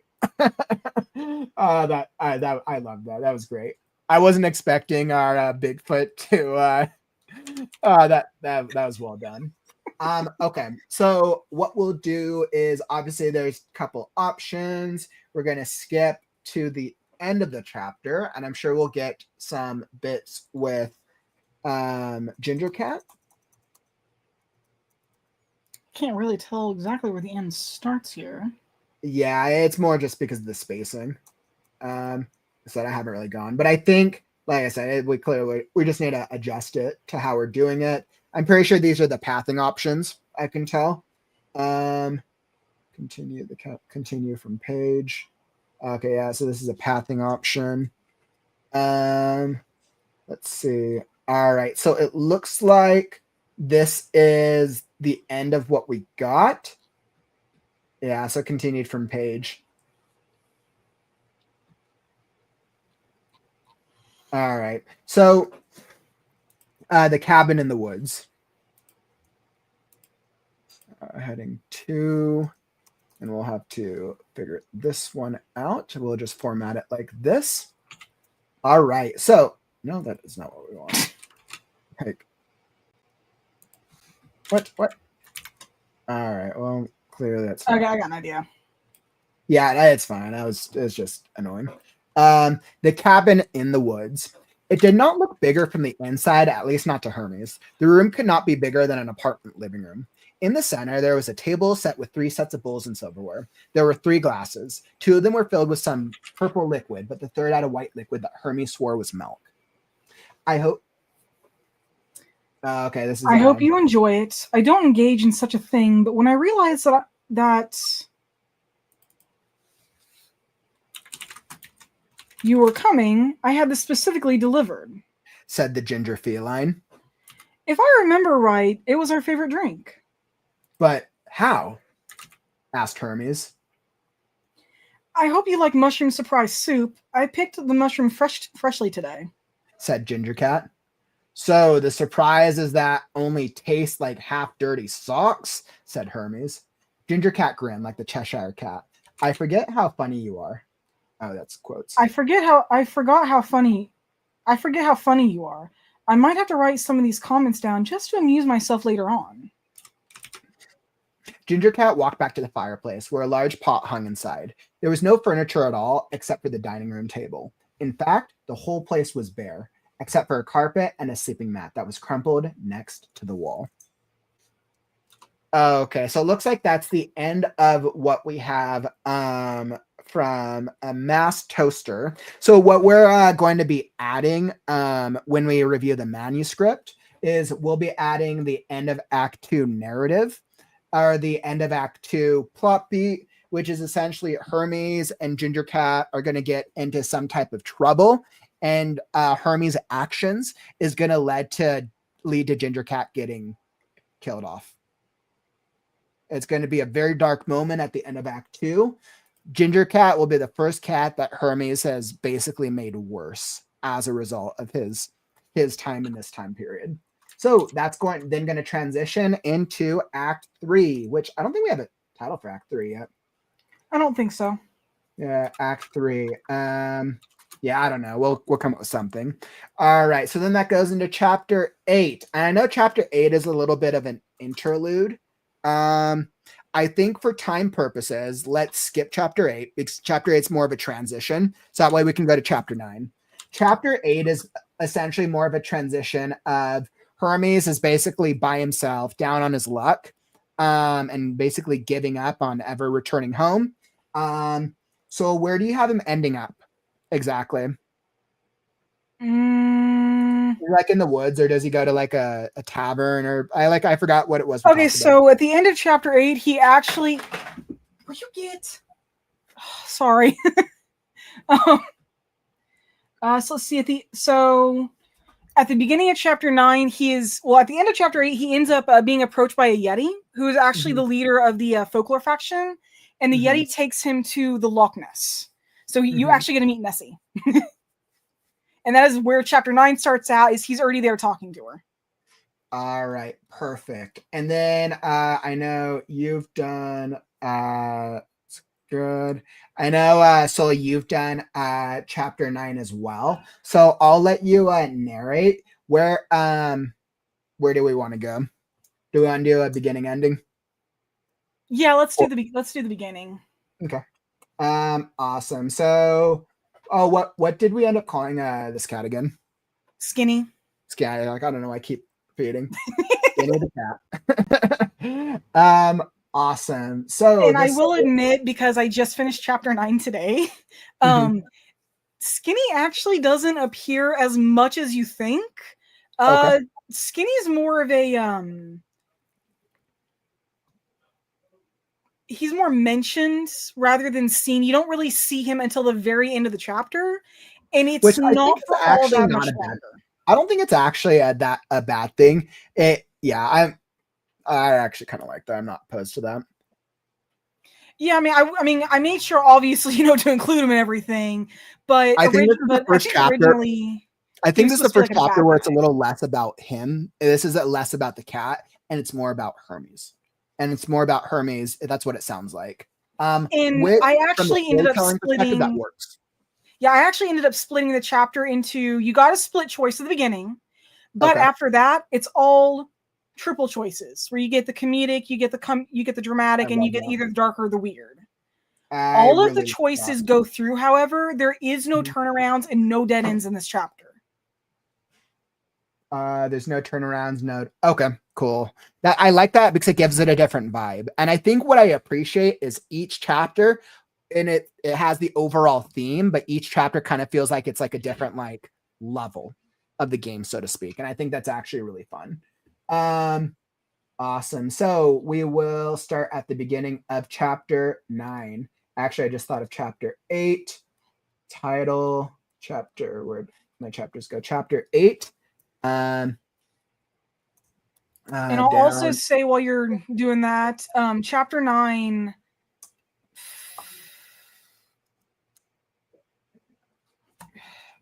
I had that and I completely lost it the second I was going to speak. I hate that. It happens. Okay, I'll let you narrate, and I'll do Hermes. All right. Hermes approached the edge of the lake and stopped when his toes touched the water. Nessie, what happened here? Nessie snorted, spraying water over him. Some weird cat came and stole the Ever Ice, that's what. Hermes stifled a sigh. But how? How could a cat get to your tunnels? The long stretch of tunnels that led under the lock were impossible to traverse without the help of Nessie if you couldn't breathe underwater. Nessie scoffed, tossing her head. Beats me. All I know is I was asleep, dreaming of fish, when this skinny, bony-looking thing comes waltzing in, stepped on my tail, took the Ever Ice, then disappeared back into the water. Hermes frowned. Are you sure they were a cat? Nessie nodded. Look around, looked like you, but much thinner and with white and brown fur. I thought maybe they were some kind of ghoul, but a ghoul wouldn't be smart enough to understand not to touch it with their bare paws. Hermes sighed and rubbed a paw over his face. Any idea where they went? Nessie swung her head around to look at the far shore. Over that way. Said something about looking for an oak? Hermes pricked his ears. An oak? There's plenty of oaks around here, but they didn't stop at a nearby one? She shook her head. No, they said they needed a white oak. A white oak? Hermes' tail bristled. He turned to the Yeti. Do you think they're going after... The Yeti growled loudly, the sound hurting his ears. Hermes, you need to help us get the Ever Ice back. If they're taking it to the Fantasy Faction's lands, we cannot go after them. Hermes nodded grimly. He didn't know what this cat was planning, but it obviously wasn't good.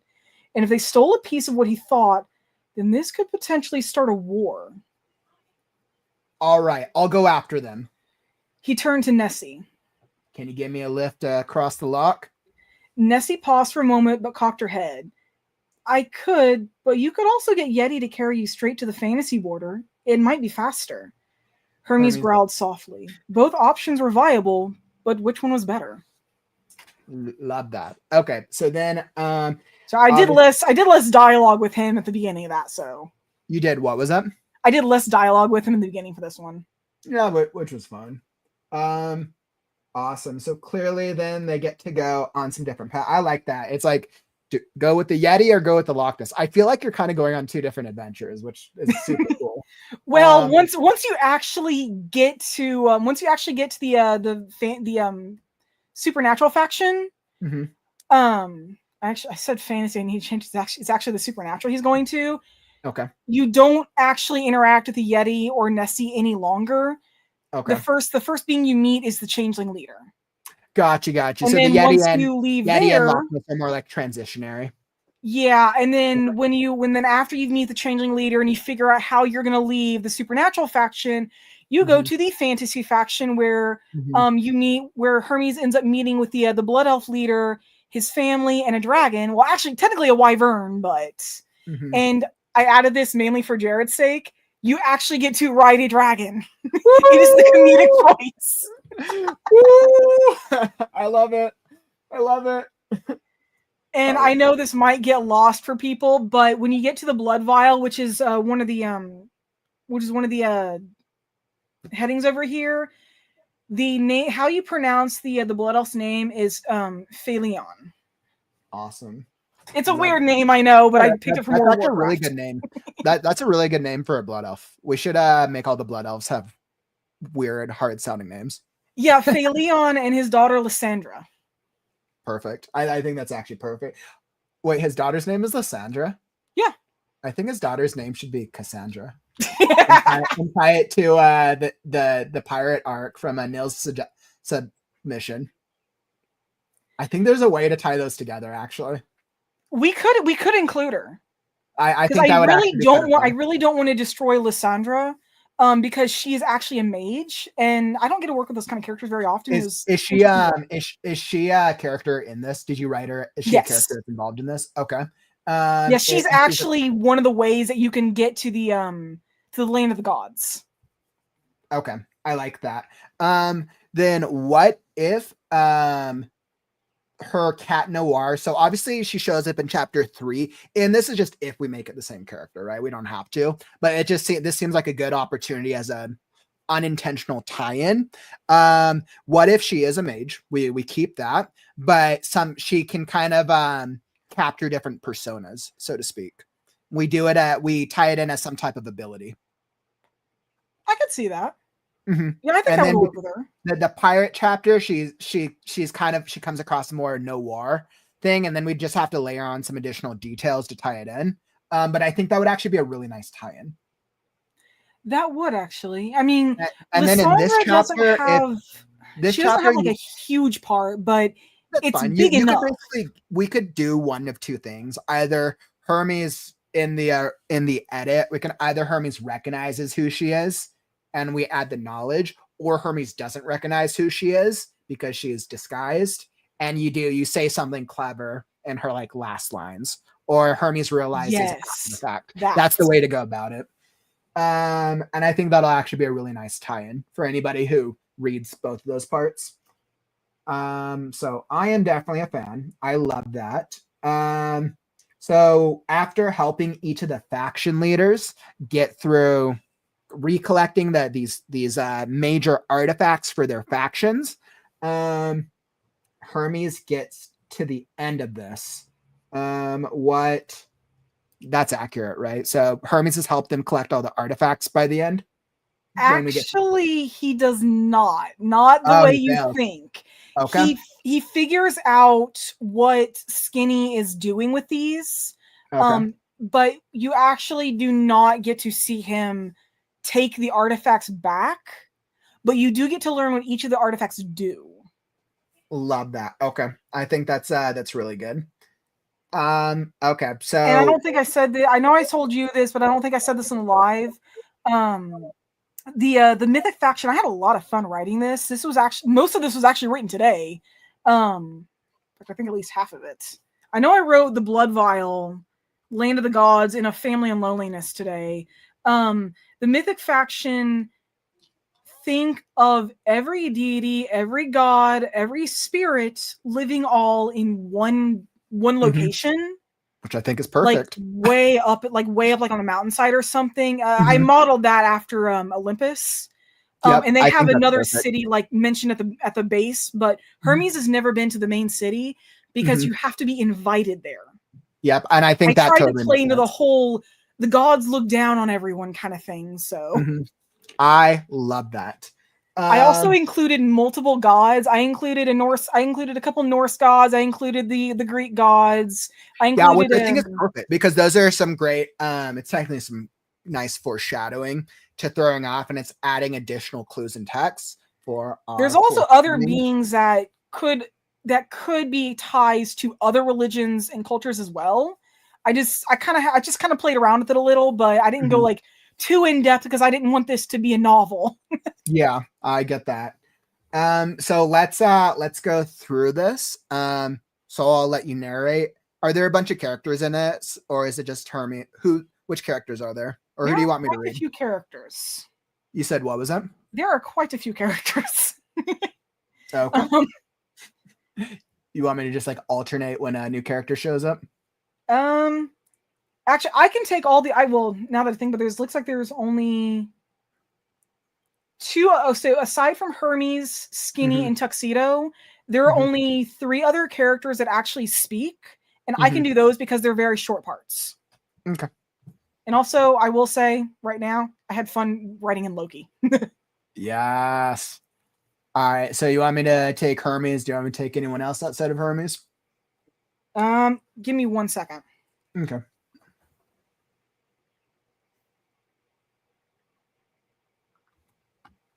Started helping my mom with something, and I had to answer a message.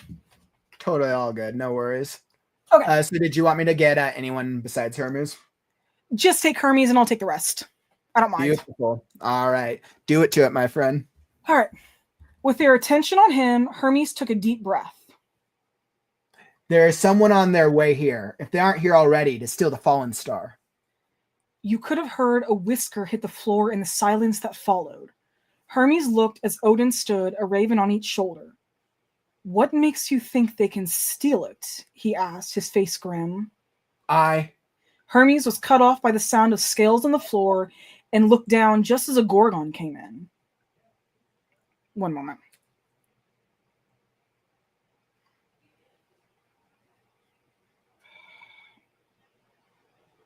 Okay. The star is gone, she hissed, her fist clenched at her sides. Pure outrage broke out a moment later, making his ears ring. Hermes kept his gaze to the floor, not wanting to risk being turned to stone as the Gorgon approached the dais. Creature, you know of this? I heard what you said, she hissed. Hermes nodded. Yes, I knew they were here to steal it, but I didn't think they would succeed. Zeus's voice boomed out, Get the fallen star from this thief. He cannot go after it, he cannot touch it, an ethereal being shrieked. Loki stood up calmly and approached Hermes. Hermes, do you think if we gave you protection, you could retrieve the star for us? If this thief really has items from the other factions, we cannot take them for fear of them retaliating. Hermes nodded. He knows they wouldn't, not in this situation, but he knows he and the others don't want to risk it. Of course. He had the sinking suspicion that he knew the cat, despite not having seen them yet, but even if he didn't, he'd help. The gods quieted down as they spoke, and one by one they watched Loki. Some curiously, some appeared bored, and most just looked either nervous or incredulous. Loki's eyes flashed white. I know where he is, and I'll take you to him, but once there, he is yours to deal with. Understand? Hermes nodded once, then blinked as a bright flash scattered across his vision. Spots danced, and his head spun for a moment before he found himself at the edge of a cottage somewhere outside the city. How? Shaking his head, Hermes decided not to question it. The gods worked in mysterious ways, and Loki was among the strangest he knew. Not that he knew many personally, but still. Approaching the cottage, Hermes' nose wrinkled at the acrid, almost burning scent coming from inside. He recognized the scent of blood, meat he didn't recognize, mandrake, belladonna, salt, and other things he couldn't name. It was potent and stung his senses, but he could also smell a musky, earthy scent similar to mandrake, the white oak root. Bounding inside, Hermes scrambled to a halt as he spotted an almost skeletal brown and white cat standing in front of an altar of sorts. The cat turned and met Hermes' gaze. Oh, Hermes, hi. What are you doing here? Hermes stepped forward slowly. I could ask you that, Skinny. What is all this? 1 second.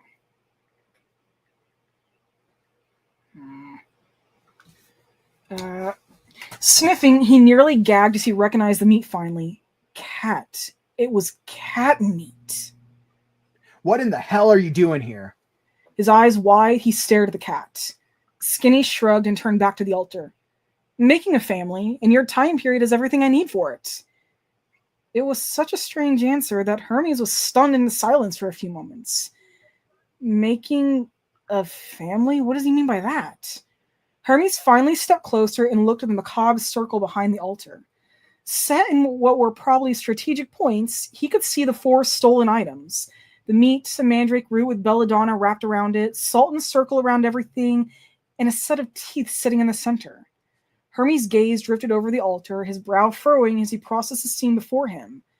A strange combination of ingredients, both familiar and foreign, only deepened the unsettling sense of wrongness. There was an undeniable pull of something ancient, something more than just alchemy at work here. A family? Hermes echoed, his voice low, almost a whisper as he tried to make sense of Skinny's words. You're trying to create one? That made a weird amount of sense. The fallen star was said to be the source of all life. The blood vial was how the elves and dragons stayed alive for a few centuries longer than everyone else. The Everice kept yetis and other snow or ice-based creatures alive outside their homes. And the white oak was the source of all abilities from the supernatural faction. Skinny didn't immediately respond to Hermes' question, his focus fixed on the altar as he adjusted the ritual's ingredients. After a tense silence, he finally turned to Hermes. Yeah, a family, he said, his voice low. The ingredients are supposed to make it possible. Something to stay not like the ones who left me. They promised they'd come back, but they never did. Hermes' heart tightened as he listened. There was no anger in Skinny's voice, just deep, aching loneliness. Skinny, you don't understand what you're dealing with. Hermes said, glancing at the altar. These things, life, longevity, immortality, they're not just ingredients. They're sacred, tied to powers beyond your control. I don't care about the factions, Skinny snapped, his tail twitching. I just want someone who won't leave me. Hermes softened, stepping closer. I know you're lonely, but this isn't the way. You can't force a family. It's built on trust, connection, and patience. You can't create that with magic. Hermes knew the truth. Even if he didn't have a family of his own, he'd seen it in every faction. Real family wasn't something you could make with power. Hermes stepped closer, his voice soft but firm. You can't force a family with magic. It's about trust, connection, and time. What you're trying to create won't last. You'll only end up alone again. Skinny hesitated, his eyes flickering between the altar and Hermes. What do you know about it? He asked, his voice fragile. I don't have a family, Hermes admitted. but I've seen what real connection looks like. Family isn't something you can bind with power. It's built slowly, with trust and patience. Skinny's shoulders slumped, his tail twitching. I just didn't want to be alone. Hermes nodded. I know, but this won't fix it. You deserve real connections, not ones born from fear. Skinny took a deep breath, looking at the altar one last time. Maybe I was wrong. Hermes gave him a small, encouraging smile. It's never too late to start again. You don't have to do this alone. Skinny finally stepped back from the altar, the weight lifting from his shoulders. He met Hermes' gaze, a quiet understanding forming. I think I've been going about this all wrong. Hermes placed a hand on his shoulder. You don't need to do it alone. Skinny wiped a paw across his face. You know, I wasn't supposed to be doing this anyway. That crazy tuxedo wanted me to steal the items for whatever he had planned. Said he wanted to get rid of you. But when I learned what each of these did, I wanted to use them myself. Hermes' eyes sharpened at the mention of tuxedo. He knew exactly who Skinny was talking about. The tuxedo was dangerous, manipulative. He had a way of twisting people's desires and using them as pawns for his own goals. Hermes had crossed paths with him before, and every time it had ended in chaos. This time it seemed was no different. It might be worse this time, as he had tampered with the factions directly. You're not the only one he's played, Skinny. Hermes said quietly, his voice steady but with a bite of warning. The tuxedo is a master at that. He'll promise you everything, make you feel like you're the one in control. And then the moment you step out of line, he'll crush you without a second thought. Skinny's shoulders drooped. Yeah, I know he talked to the others, but I thought either they'd succeed, no offense, or fail. He sighed heavily. Guess I should return these. Maybe I can get them back before he finds out. That would be. Hermes was cut off as someone appeared in the doorway. Would be a mistake, a low voice growled. Turning, Hermes bristled as he spotted the worst possible cat for this moment. That stupid tuxedo! The room darkened as shadows thickened unnaturally, drawing Hermes' attention. From the darkness, a sleek black and white figure emerged, the tuxedo. His mismatched eyes, one sickly yellow and the other burning orange, gleamed with malice.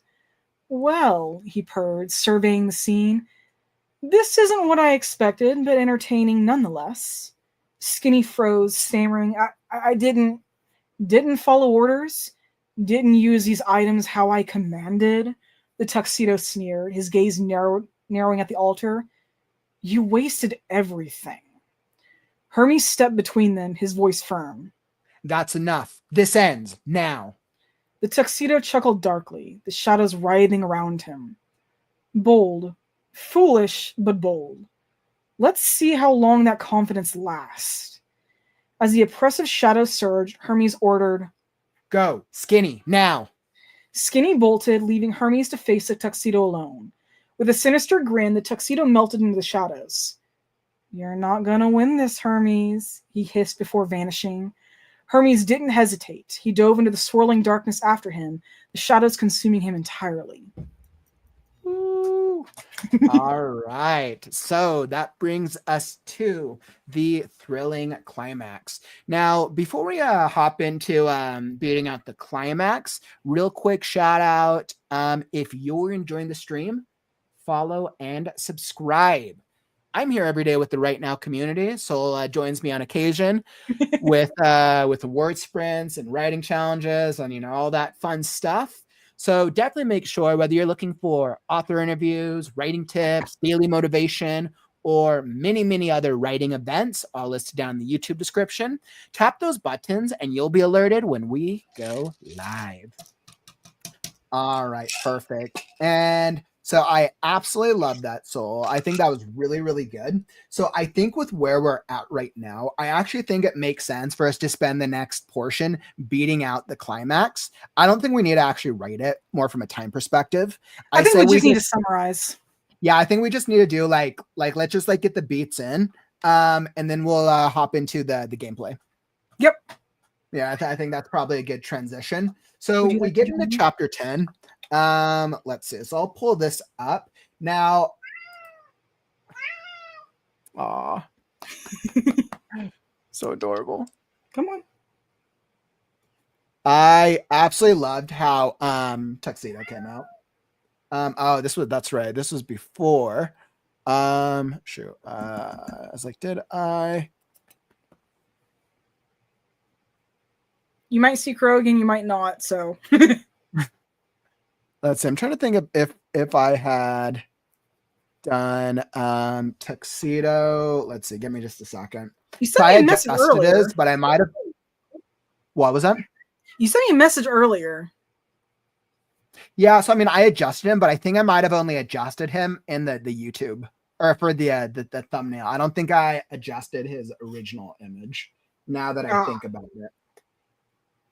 Okay, so all right, this is what I'm gonna do. I'm going to pull this up. Let's file. No, that's not what I need. I'm just gonna pull up a new image real quick. Let's go. This and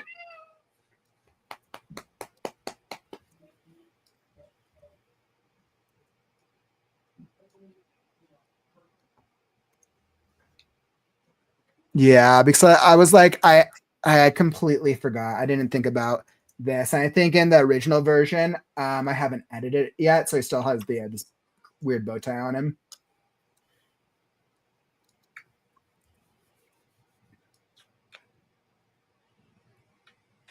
Yeah, it's just going to be too much work for me to fix this right now. So I'm going to have to fix this for the final. for the final image. But right now, let's see. So, all right, this is all right. So for now, the only thing that still needs to be adjusted from this image, this was what we got for Tuxedo. We ended up removing the bow tie because it just didn't really match the character. But you can see from the core image, I'll throw back up the core 1 with Hermes and all the cats, right? We have all 8 cats here as Hermes is confronted with the end.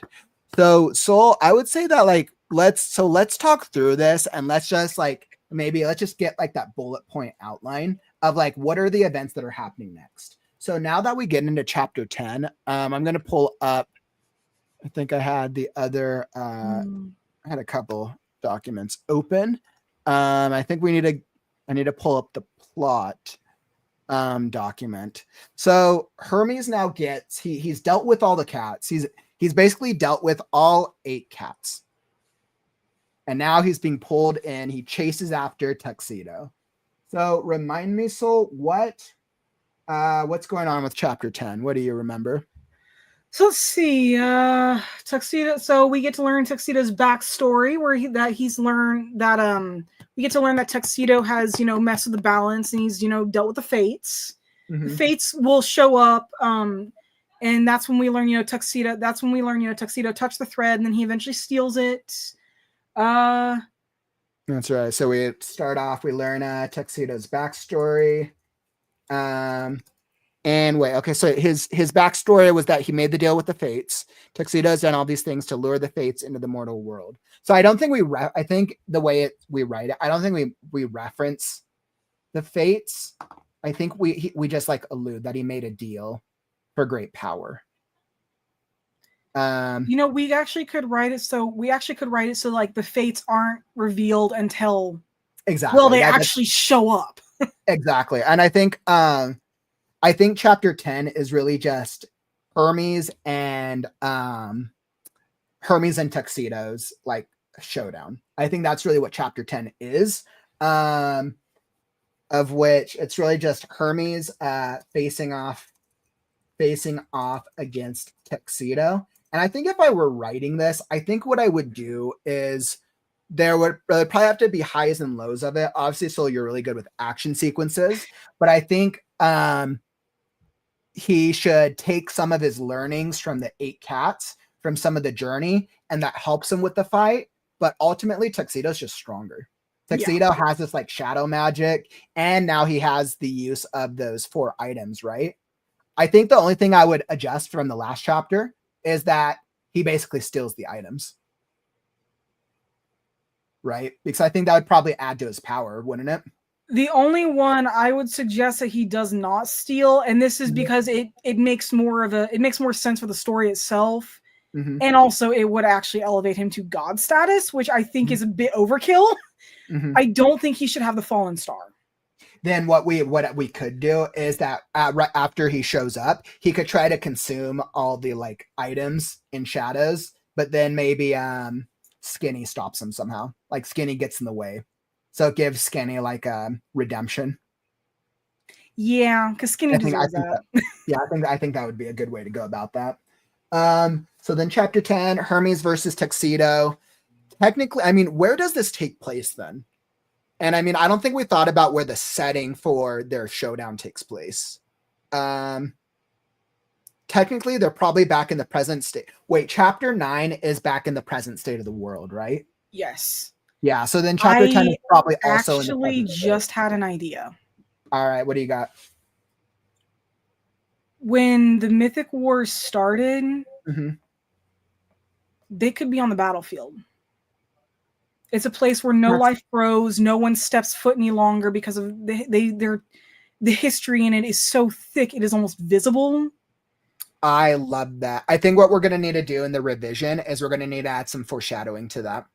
Because I think that's actually a really great idea. So of course he would return to the place where it started because he's trying to change history. And just for the sake of it, it could actually be somewhere like high up like a plateau or something, playing to the whole the Yep. boss battle is this giant Yep. thing in the sky kind of trope. Yes. Yes. So I think that it starts off on the battlefield. And then when he gets the power, it takes them into the sky. Or something when the fates intervene, I think then it elevates it. Because then You it's know, the actually, what would writing. be really neat if Tuxedo's got all these powers and he's got these shadow abilities, what if the final area that they face each other in is the realm of shadows? Oh yeah, that's perfect. That's literally perfect. So That will like be the Hermes final. actually That gets will like be the drawn final into final. the shadows. Yep, that'll be the final one. I love that. That's perfect.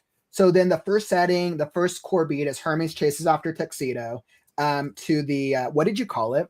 Did you give it a name? Just like the battlefield. Right now it's just the battlefield. I'll figure out a Yeah. different name later.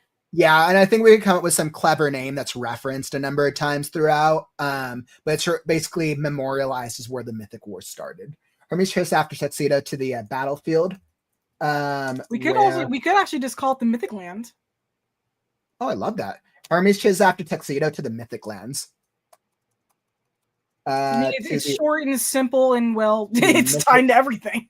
To the Mythic Lands, where the Mythic Wars started, which is great.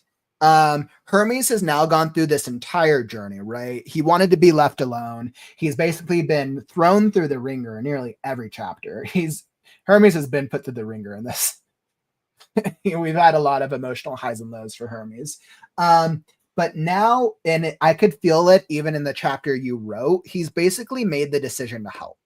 He's made the decision around chapter 8 to, all right, he accepted, this is who I am. They need me. I have to go help. The reluctant hero. Exactly. He's become this reluctant hero. Now, I think the core truth that he hasn't faced yet is he doesn't fully know his background with Tuxedo. I think what we're going to have to highlight in the last chapter or in Act 3 is that he's finally remembered most of his lives, but he still doesn't remember who Tuxedo is. And I think we could tie that as a good sense of like trauma of like he's basically blocked out his life with Tuxedo. He knows it has to be one of his lives, but he doesn't remember the life because that's a life where he basically has done the most damage to the entire world. So it's almost like he's blocked it out. You know, Tuxedo actually could reference the end of his life, which could, you know, reference to why Hermes doesn't recall it. Mm-hmm. He could have died some really horrible way. It's not what he did in that life per se, or at least not alone, that Hermes blocked out, but also how he died. Like Hermes could probably remember how each of those lives ended, except for Tuxedo. I absolutely love that because it was so traumatic. So we have Hermes chase after Tuxedo to the Mythic Lands where the Mythic Wars started. Hermes and Tuxedo face off. I guess I'll just say round 1. This is like the end game boss fight, right? You got like the 5 different rounds. Round 1, Hermes faces off against Tuxedo. I think we probably have to show that Tuxedo is probably the stronger of the two.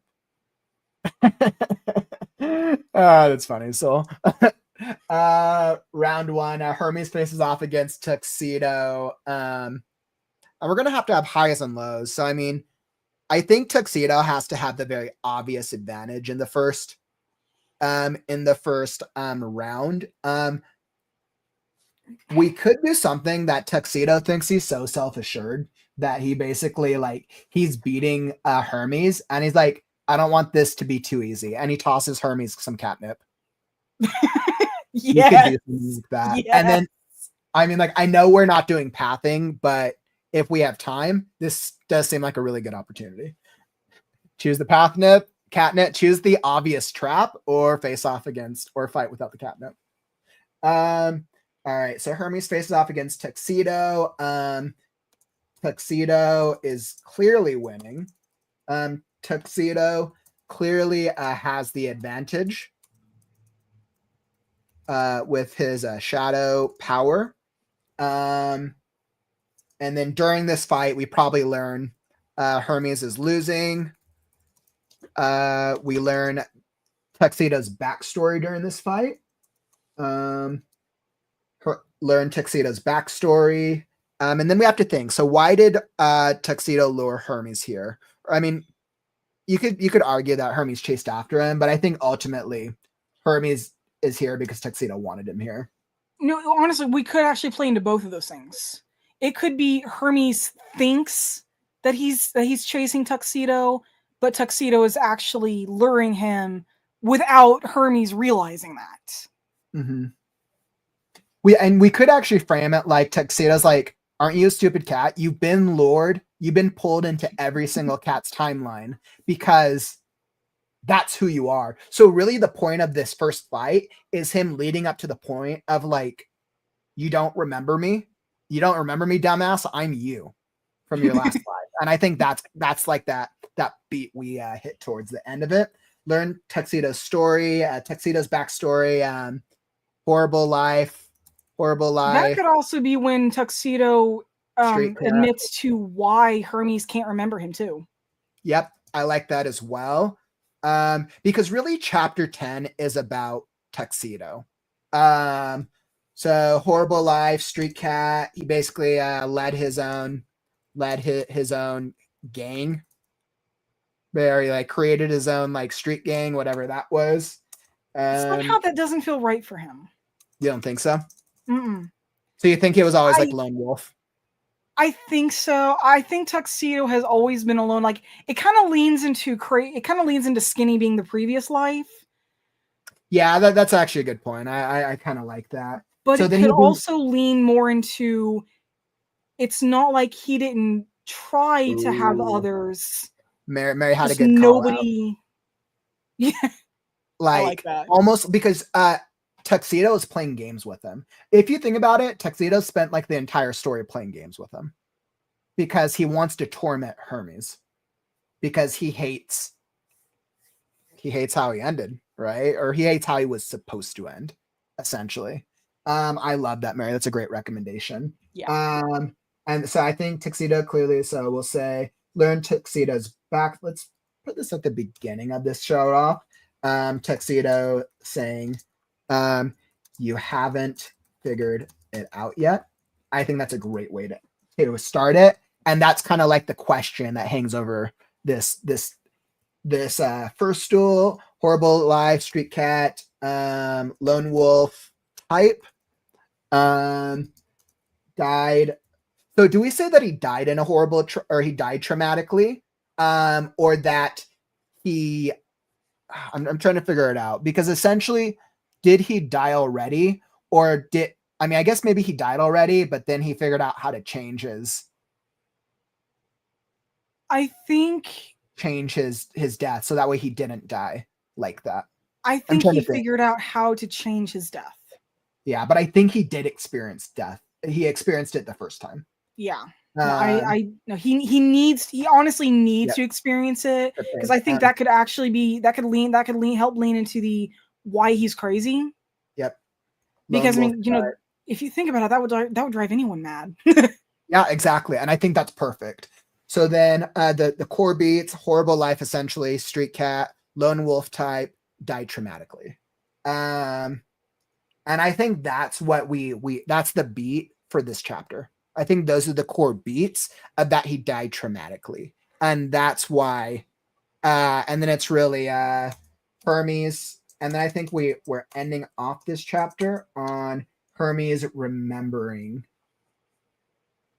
Let's see. I still think we should also play into his ending was traumatic, but it was also anticlimactic. We could do that. We could totally do that. Like it was traumatic to him, but anticlimactic to the reader. So like simply like I don't know, being stuck somewhere and starving to death. Tuxedo. I don't think it should be something as simple as he was eaten by a dragon. Because I feel like because I mean, as interesting as I think that would be, and it would probably make sense for him, eaten by a dragon, taken apart by orcs, something like that. I think it's too much. Mm-hmm. I agree. think for someone like Tuxedo, him being alone in the end. Well, we have to ask ourselves, so from a character perspective, what is the worst possible thing that could happen to somebody who is a lone wolf type, right? What is the worst possible thing? What would be the most traumatic thing that could happen to someone like that? The thing is, Tuxedo didn't want to be alone. He tried to have friends. He tried to have people that could, even if he wasn't the best cat, he tried to have the gang. He tried to have friends. He tried to have family, whatever you want to call it. But nobody wanted to be with him. And being stuck somewhere where he's forced it would have to be alone. A betrayal then. Say what? It would have to be a betrayal then of some type. Type of person. The only one that he ever trusted, but was probably just as dangerous as him, ultimately betrayed him. Yeah, that definitely works. That could also explain why Hermes doesn't really like to interact with a lot of people and stay in one place. Cassandra. Yes. I'm like, what if this seems actually kind of perfect? Like this, she's the love interest. Do we think that works? Like she's ultimately the one who betrayed him. There's a type of irony there then that once again he was betrayed out of love. Yeah. Or lust. You can argue maybe it was lust for him, but I think it should be love from Tuxedo's point of view. And it was probably lust from Cassandra, whatever we call her. It would make it so much worse. Yeah. Oh, I love that. So then Tuxedo offers Hermes catnip because he's bored. We'll just say it is a ploy. It's a ploy. Tuxedo is still wins. And then by the end of this chapter, Hermes learns the real truth about Tuxedo. Tuxedo learns the real truth about Tuxedo. Tuxedo was his last life. Let's see. I'm like, how do we end the chapter off? The core truths he has to learn at the end. And I think if we do it in a way where he suddenly remembers, the memories come flooding back into him, and he's just like traumatized all over again. Tuxedo was his last life. Tuxedo was betrayed out of love. I guess Tuxedo was traumatized. So it's almost like this chapter is kind of going to have two like core beats to it. So then I think the first half of this part 1 fight is we play into the horrible life. You kind of like, it's them fighting, but you're really learning Tuxedo's backstory. Horrible life, lone wolf type. Tuxedo offers Hermes catnip because he's bored. Tuxedo still wins because Tuxedo's self-assured. And then in the back end of it, Hermes learns the truth. Floods back to him, and we understand the truth about Tuxedo's life. All right. And then I think this chapter ends off Hermes remembering, and then Tuxedo. You know, we have it in the plot notes where Hermes, that he gets his memories back because he touched his own thread. Exactly. So I think. What if it's an accident? As in, like Tuxedo has the thread, and Hermes, is fighting him and stuff. But then mid-fight, Hermes, reaches out to like smack him or something, and touches the thread, and just mid-fight, that's when everything comes flooding back.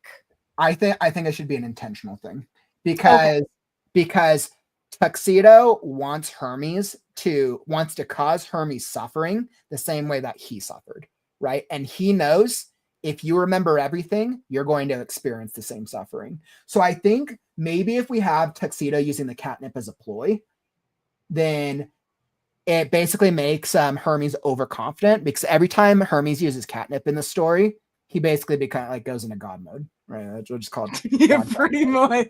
So because he's overconfident in the catnip, Tuxedo knows that. Hermes loses, and then Tuxedo basically tosses the string at him or does something that causes him to touch this. Or maybe he grabs Hermes and has Hermes touch the string. Yes. I think that would be the way. And that's how we end off this chapter. And that's basically how Hermes then has the flashback and he fully remembers all his lives. That would be oh my God, that sounds like a fun scene to write. Hermes like remembering himself without the nickname of each cat in each of the 8 lives. Tuxedo, Hermes is overconfident. Let's see, I'll say Hermes kind of makes it's a ploy. Hermes is overconfident because of catnip. Tuxedo still wins. Tuxedo still wins and forces Hermes to touch his thread. And then the end of the chapter is Hermes remembering all the truths. He remembers all the truths of the cats of all his lives, ending with Tuxedo's traumatization and betrayal. And I think then that's how you end the chapter, because then it ends it off on the core beat of like, wait, what? A thread? What does that mean? Hide string in plain sight, for example, in Mittens. Fake, let's be friends. Final handshake. You could do that. You could do that as a ploy. I'm just not sure if Hermes would trust Tuxedo by this point. No, that's a good idea, Mary, but I think we should hide the string in plain sight. I think we agree with that. We hide the string in plain sight, and we make it very obvious. Like maybe Tuxedo is like, do you want the catnip or do you want this ball of this string, this worthless string? And of course, Hermes is going to go for the catnip. We could do something like that.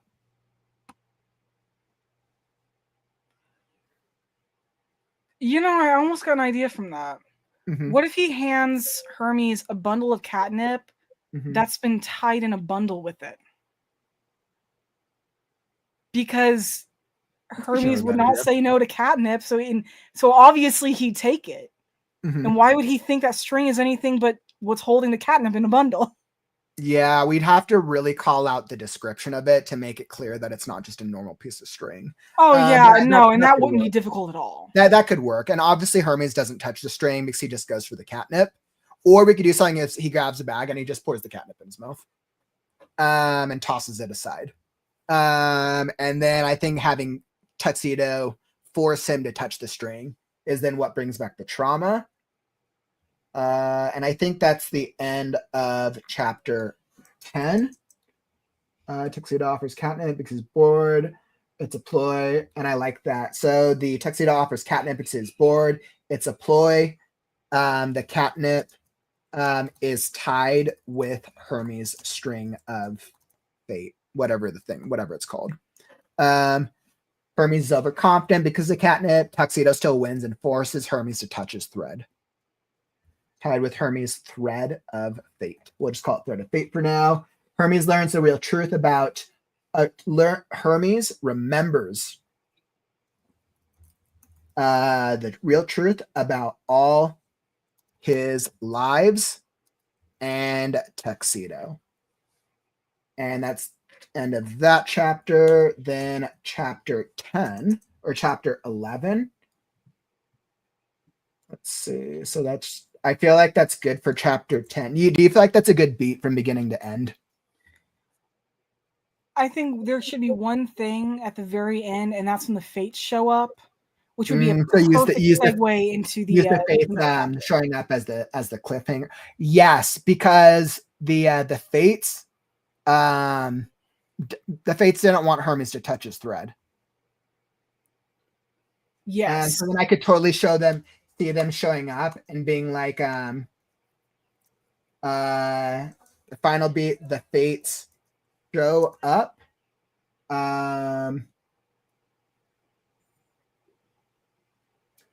Let's see. So all of this is the Tuxedo fight. Let's see. I'm trying to think. Hermes. This is the Tuxedo fight. So then this is so technically I think there's 4 core beats to this. Of which beat 1, Hermes chases after Tuxedo to the Mythic Lands where the Mythic War started. Beat 2, Hermes faces off against Tuxedo and we learn Tuxedo's backstory. Beat 3, Hermes is forced to remember the truth about all of his lives in Tuxedo. Beat 4, the fates show up, enraged that Hermes Hermes' thread was stolen and used. But I mean, so actually this should be shown in the next chapter. We just say the fates show up enraged. And I think that's really fun. So I think that's a good 4-point beat for chapter 10. Then chapter 11. Let's see, what do we got for our beat? So essentially, okay. So far, chapter 10, Hermes has been losing. Hermes has clearly lost the entire chapter 10. Now he remembers all of his memories. And I think at first it has to be a bad thing, right? Hermes has to be like, feel basically how much he's screwed over everything. And I think that what gets him is the fact that he remembered being the cause for the start of the Mythic Wars, which basically made humanity go extinct. That's why he doesn't like humans. That's legitimately why he doesn't have a thing for humans. And then there's a lot more nuance to that, but that could be that could be like the final. I think on like a surface level. Let's see. So then in chapter 11, Hermes has to be, I mean, technically he's at a low point at the end of chapter 10. Chapter 11 has to start with a low point and then rise to a high point. Which I think chapter 11, and I guess so we have to decide this. Do we think that the Fates battle, okay. So I know the Fates are involved, and it's going to lead to a final showdown with Tuxedo and Hermes. I think the 3 endings, we frame each of the 3 endings: dramatic event ending, comedic event ending, or weird/dark ending. I think we frame each one based on different cats show up in each ending. Yeah. And I think that's the way to do it. But I think each ending is basically the final Tuxedo fight. Would you agree? Yeah. Yeah. Which really means then chapter 11 is a little bit more of a transitionary chapter. I think we kind of frame it as Hermes against the Fates, but really it's kind of a resolution, so to speak. All right, let's in. What did we have here? So Hermes face. So now the Fates have shown up. Tuxedo becomes immortal. That's what I had put here. How did we have Tuxedo becoming immortal? Maybe because he held onto the thread so long. It could be something as mundane as that. Like that, like nobody knows about because nobody ever tried to do that before. That when he stole the thread, like his original plan was just, to use that and, do whatever. But it had the unintended effect of when he held on to it for a certain amount of time, it made him immune to that thread. Because he's been holding on to it. I mean, I think the only problem with that is it doesn't give like a clear moment of then Tuxedo becomes immortal. I think there has to be a clear thing that happens as a result of Hermes' actions. Because technically, okay, so Hermes used the thread on, or Tuxedo used the thread on Hermes, knowing the Fates are probably going to show up pissed. So Tuxedo was basically trying to lure the Fates because Tuxedo then wants to steal from the Fates his thread. Mm-hmm. The Fates show up distracted with Hermes, and the chapter ends with Tuxedo stealing his thread and swallowing it, giving him a sense of immortality. Yeah. I think that's the way to go about it. So then that would be a good way to have him keep the thread without, then trying to get it back because like it's tied around his waist or something. Yeah. So then I think when the Fates show up, we basically have them like swat Tuxedo out of the way. Like, okay, we're done with you. But that's more so the reader forgets about Tuxedo momentarily. So Fates show up enraged. They basically swat Tuxedo out of the way, blaming everything on Hermes because they are all Hermes. They basically swat Tuxedo out of the way, enraged at Hermes for touching his thread. Let's see. And then let's see, we had a beat here. The fates threaten to burn the threads of Hermes and all past lives. Let's see, I'm trying to think of what we had here.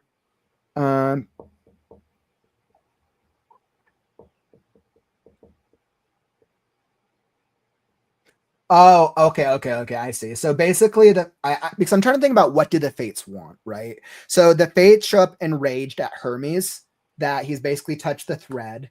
What do they want? They probably want his memories back. I think that would be my guess, right? Because then that alone could be enough to tip the balance. Because I think then it would be, I think we would then learn the truth of Hermes' deal, right? Why Hermes the Cat is Hermes the Cat, because he made a deal with the fates when in his first life. And I think that's it. So they're basically like, Hermes, you failed 8 times. You've broken the deal. Time to give it back. And I think that's basically, I think that would be the way. Fate show up in rage. They basically swat Tixie out of the way. I'm pissed at Hermes for touching his own thread. The deal, the core deal between the fates and Hermes the Cat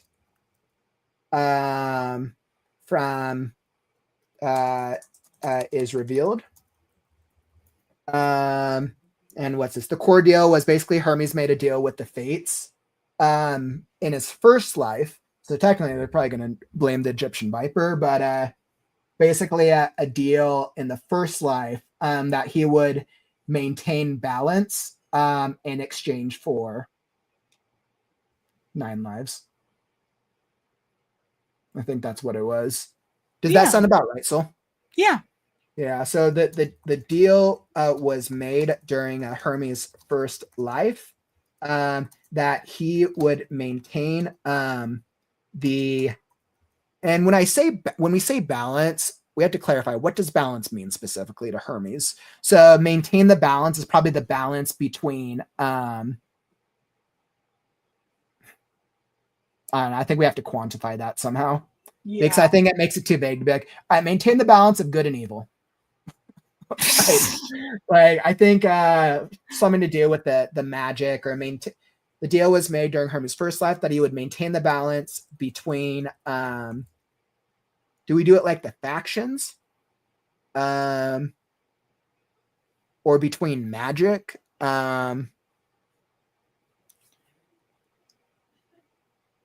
Between magic just doesn't sound right. Yeah, I mean, each of them are, I mean, when you think about each of the lives, right? Egyptian Viper is royalty. She's basically all about maintaining peace over, or maintaining her self-ego over humans. Parrot is about maintaining my crew and my presence over this ship because I just want to sail to open seas. Lucky is about, I mean, Lucky was originally about probably helping humans before she lost her human. And then was treated like crap by the rest of them. Romeo fell in love with the humans. He fell in love with the queen, who ended up being a werewolf, which is kind of funny. And then we have Dickens, who fell in love with unintentionally fell in love with the kittens, even though he wanted to be left alone. Well, no, because he didn't want to be alone. You're right, but I mean, I think he still has kind of like that. He still kind of has an edge, right? He didn't expect to like the kittens as much as he did. Yeah, that's the right way to frame it. But then he's haunted by ghosts. Yeah, he's haunted by a ghost. We could probably argue that Ginger Cat is probably the one who does the most service to the deal then. Yeah. Because Ginger Cat then spends lives trying to understand and maintain balance. And then that leads to Mads or Alchemist. A Skinny is Skinny was basically trying to maintain balance through alchemy, right? His thing was like, all right, I've learned all the things from my last life. I'm going to maintain balance through alchemy, but he ends up just being alone and ends up then wanting to play into I don't want to be alone because he probably still remembers what it felt like to love from the previous.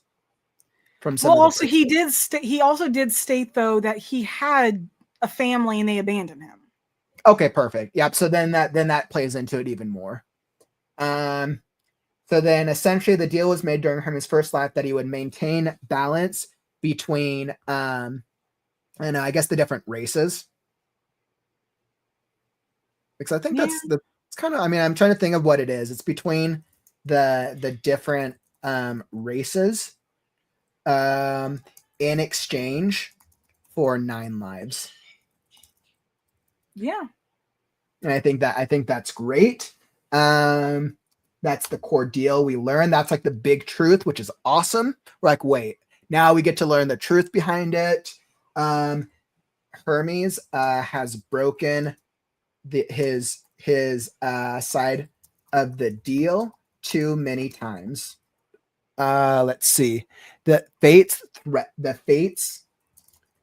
want to burn Hermes thread.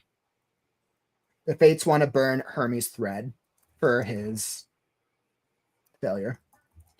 We could technically do this chapter as like the fates are then basically trying to destroy the thread. And I guess this idea just came to me. We could have Hermes basically about to be killed off with the fates about to destroy. I could totally see the fates get the thread from him, about to burn it, and then who swings out of the air? Parrot comes and swipes the thread away. So we could do the chapter as each of the ghost cats show up and they play a game of cat and mouse with the fates. And then that would be awesome. The fates learn at the end of the fates accept at the end of the chapter once all the ghost cats are there. No, we didn't. We didn't screw the balance over. We actually maintain balance. Tuxedo's the one who screwed balance over. Yeah. And I think then that creates a team effect. But I think that would be fun, right? So regardless of what ending you get, I think we get the core of like, oh, all the cats show up. That's like the fun thing. That's like the Avengers moment. That's like the endgame Avengers moment of this. The fates want to burn the thread for his failure. Each of the ghost cats, ghost cats show up and play a game of keep Hermes thread away from the fates. And then essentially the chapter ends with all the lives united, save for Tuxedo. They convince the fates that they maintain balance. They maintained balance. And then the cliffhanger is Tuxedo then basically swipes. Although I guess Tuxedo probably has to swipe Hermes thread because since that's them. Tuxedo basically swipes Hermes thread and then swallows it. And I think that would probably give him immortality. Yeah. And then that would be the ending. Tuxedo swipes Hermes thread and swallows it. And I think that's the ending beat. And then do you feel like that's covered all the beats in chapter 11? So like I think that's 5 beats, right? So Fate show up in rage, they basically swat Tuxedo out of the way. Beat 2, the core deal between the Fates and Hermes is revealed. Beat 3, Hermes has broken too many deals, so the Fates want to burn Hermes thread. Beat 4, each of the ghost cats show up and try to save the thread. Beat 5, Tuxedo gets the thread and swallows it. Yeah. Awesome. So that's chapter 11, which then leads us into the final chapter, which would be chapter 12. Perfect. And then I think chapter 12 is split into the 3 endings. I mean, right? You think that probably works, right? Oh yeah. I think like chapter 12 should start with like at least a paragraph or two to start it out. I agree. But and I then think that it paragraph goes is like to the different endings. probably like setting up like the shadow world, right? Yes. I think basically, that's what basically do. the setup. So then there's the dramatic, or so like, all right. So like, I think like then the starting beat,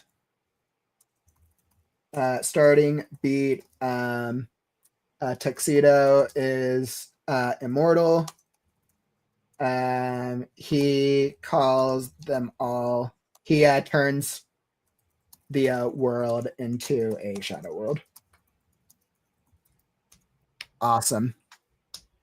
Oh, I like that. Mary is like a curse or unravel his entire tapestry. Basically, because he swallowed it, it's basically unraveling. I think that's actually kind of cool. I don't think you're supposed to swallow your thread. I like that. That's neat. I kind of like that. And then we basically have the 3 endings.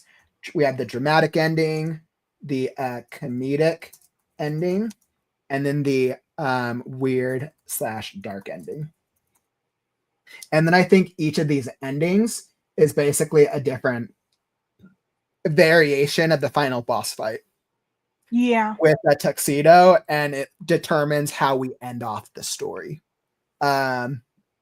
Something tells me the weird dark ending is going to get really dark.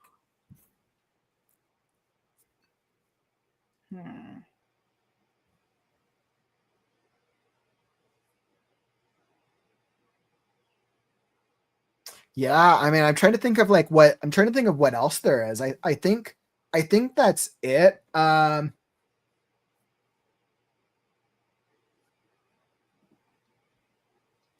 Yeah, I mean, so like when we think about the endings, I'm thinking like I think right now we can determine maybe which cats are involved in each of these endings.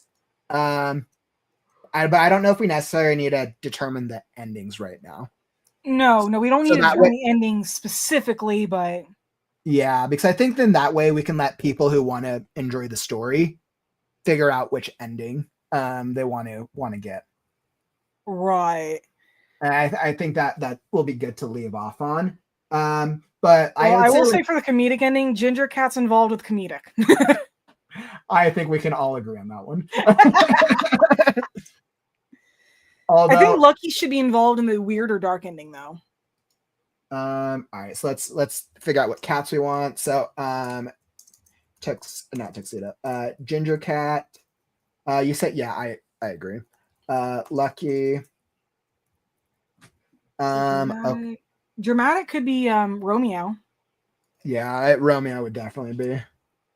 He's overly dramatic. Romeo. Let's see. We have 8 cats. Well, I mean, minus tuxedo, so technically 7 cats. 4, 5, 6, 7. 3, 3, 3, 6. Weird, dark, Skinny could be involved with that. Yeah, I because the whole alchemical thing going on. That means each of the endings will have 2 cats, and one of them will have 3. I think the dramatic ending should also have Egyptian Viper, and the comedic would have Parrot. I think this actually plays very well, which then leaves off Dickens. I think Dickens fits in with the weird and dark. I agree, actually. I kind of like this. Like we either weird or dark or dramatic, but I feel like with him it leans more into the weird or dark. Mm-hmm. And so I think this gives each of them at least appearance in one of them. We could do some crossover with a few of the cats if you want to play around. Like I could see Ginger Cat showing up in all 3 of the endings, but they could be like background characters in the other endings. I think these are the focal characters for each ending. So you get more of a resolution for each of the cat's stories based on how you played the game. And I think that's what makes this fun. Perfect. And I think each ending will then also have the resolution. It will have the final. Each one will have a very different resolution of Hermes the Cat's overall story. Yeah, and I think that's really what I think that's it. Yeah. Story, varied story resolution based off ending event choice.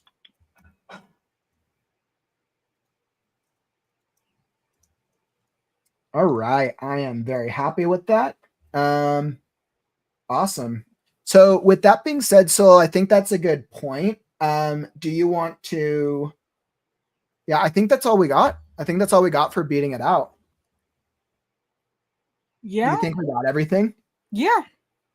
Perfect. I think now's probably a great time if you want to do the gameplay.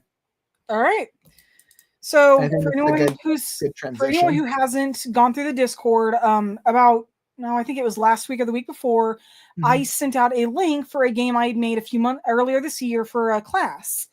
It basically showed what the game is going to look like. Well, it was a more completed version. This one's actually really raw, but give me one moment to get this up. I'm super excited. I haven't gotten to see it yet, and I've been looking forward to seeing some of the gameplay aspects of this. All right, and keep in mind, there is pieces of this that are not finished. This isn't even an alpha stage. For anyone who doesn't play games, that means that this is worse. This is well before it's ready to be seen by anyone. Yeah, so I think it's important to keep in mind this is like the rough draft. It's kind of like the. It's less than a rough draft. It's a 0.5 draft. It's a raw draft. All right. Let me find the right window here. Okay. And so, yeah, there's stuff in this it needs to be changed, it needs to be edited, it needs to be added, it needs to be taken out. Keep that in mind. And there are scenes in this that do not appear in the manuscript. Which awesome. I've said that I think a few times. I'm still going to say it again. Yeah, I'm excited. All right. Right now, in Eclipse Studios present The God's Favorite Cat Toy. Hermes the Cat is on his last life. He wants to be left alone to sip milk martinis and enjoy his catnip. Unfortunately, his past lives have other plans. When the ghosts of his past selves show up to haunt him, something much more sinister is in play. As Hermes is chased by his worst self, the Tuxedo, through a supernatural world full of folklore, supernatural, fantasy, and mythological creatures, he must survive if he wants to get through his last life in one piece. I think Crow likes it so far. Yeah. Are you able to zoom in like one step closer? Hi, baby. There we go. Bro, oh God. Crow. No. I was like, nope, I'm out. All right. Is that good? Perfect. I may have to close the door. The cats are getting crazy. All right. So far what I have also is you can see the current chapter you're in. I think this is all up to date. Okay. You will not see this when the game is done. Okay. This is literally just for myself. Okay. So it's like designer. It's like coding. Pretty much. And then you will also be able to tell sort of how much catnip you've got on you. Ooh, I love that. I had other stats that were visible, but I ended up changing them. Okay. The beach was quiet, the sky painted in streaks of salmon, tuna, and cream. A field of catnip swayed nearby, the musky, minty scent permeating the air heavily in the most pleasant way. Hermes sighed, reclining back in his seat, and gazed out over the sea of crystal blue before him, waves breaking upon on the pebbled shore in waves of frothy white. Holding a wine glass in his paw, Hermes took a sip, running his tongue over his jaws in appreciation. "What's better than milk?" he commented idly, his eyes narrowed in contentment. He scanned the sky, loving the sweet-scented breeze and the gently scudded clouds of varying hues, the balmy air. Draining his glass in one gulp, he got to his paws and stretched, kinking his white-ringed tail and pressing his chest to the ground as he arched his back, his black fur smoothing out along his spine. Straightening up, he dipped his glass into the waters. The moment the glass was full, the water turned to milk. Sniffing appreciatively, he settled back down into his chair. Sipping his milk slowly, Hermes thinks back to his reflection in the water. Black fur matted from lack of grooming, graying whiskers, aged eyes, and a white scar across his left eye. He was a sight to see, his appearance a testament to the life he had lived. Setting the glass down on the ground, he reclined back, paws behind his head. I wonder what it would be like. Swear to God, they're going to destroy my couch. I wonder what it would be like to just leap into the sea of milk and stay there, live in milk for the rest of my days. His thoughts turned darker until a strange scent touched his nose, making his whiskers twitch. After a moment, he bolted up. My catnip! The smell of his favorite treat, the only thing he loved more than life itself, drove him over the crest of the beach's edge. He had noticed the scent before, but the strength of it had increased, and he could no longer resist its siren's call. Bounding over the rocks on all fours, he pounded up the slope towards the swaying field, bursting through the thick bushes surrounding the area and flinging himself into the sweet stems. Before he can land, however, a sharp pain shoots through his stomach, making him stumble. With a groan, Hermes rose to his paws, automatically holding a paw over his gut. Beneath him, clumps of catnip were crushed, their juices fading, and the scent dissipating with each passing second. Glancing at his stomach, Hermes blinked in confusion when he saw there was no wound. Had I eaten something bad? Was there something wrong with the milk? Maybe I ran over a branch. His thoughts swirled, spiraling deeper and deeper until a voice called out, Hey, Hermes. Don't even think it. Hermes jerked his head around, momentarily forgetting about the pain echoing through his stomach, and froze. What did I just say? Squinting, he peered at the faint outline of someone in the distance. How fermented was that milk? He muttered to himself. Shaking his head, he rubbed a paw across his face, then looked at the shape again. He was definitely seeing someone. They pranced around on all fours before rising to their paws. Hey, whiskered washout, they called, the derision in their voice clear. Hermes bristled, taking a few steps forward, now recognizing the figure as a black and white cat. A tuxedo, he thought. A washout, huh? That's rich, coming... Will you get... That's rich, coming from a half-pint furball, he retorted hotly, his tail lashing as he stepped closer. After a moment, he realized he could see through them. Shaking his head, he pushed away the unease, making his pelt bristle. The tuxedo cackled loudly. Whatever you say, Scarface. 1 second.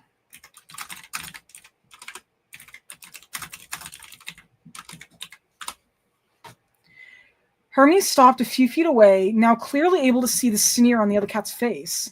He leaned back, dramatically placing a paw over his chest. Oh, that cuts me deep, Foxface, he said sarcastically, rolling his eyes. The cat grinned, his eyes glinting strangely. You know... His gaze flicked over the stalks of catnip around them. Who needs this catnip? With a huff, flames sprouted along the catnip.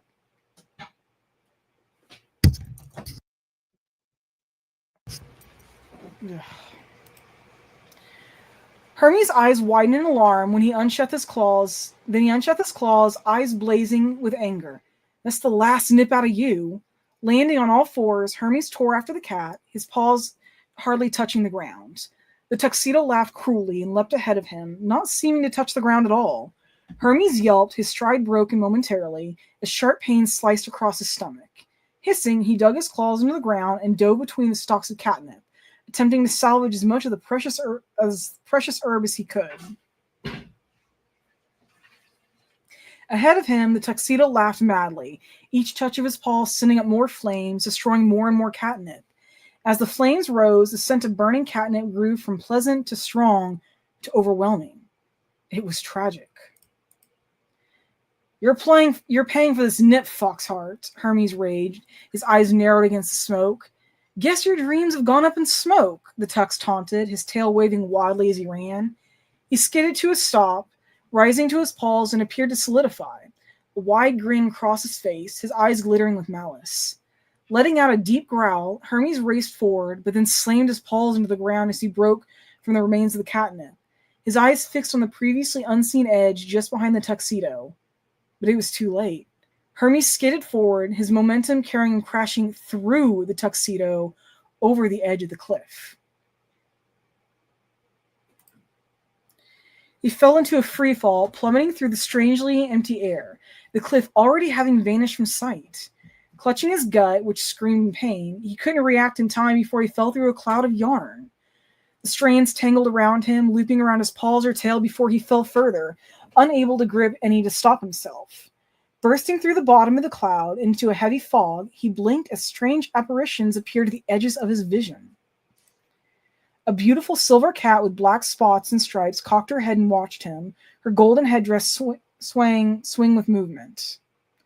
Beside her, a massive gray tabby with a scar over his left eye adjusted his horn helmet and grinned widely, the curved sword at his side flashing in the light. He fell into another cloud of yarn, the strings darker, pulling at him harder. The pain in his stomach increased, making him screech aloud.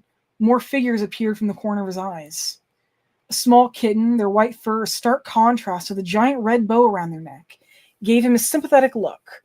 Beside them, a handsome russet brown cat with a wilted rose between their teeth had a worried look on their face.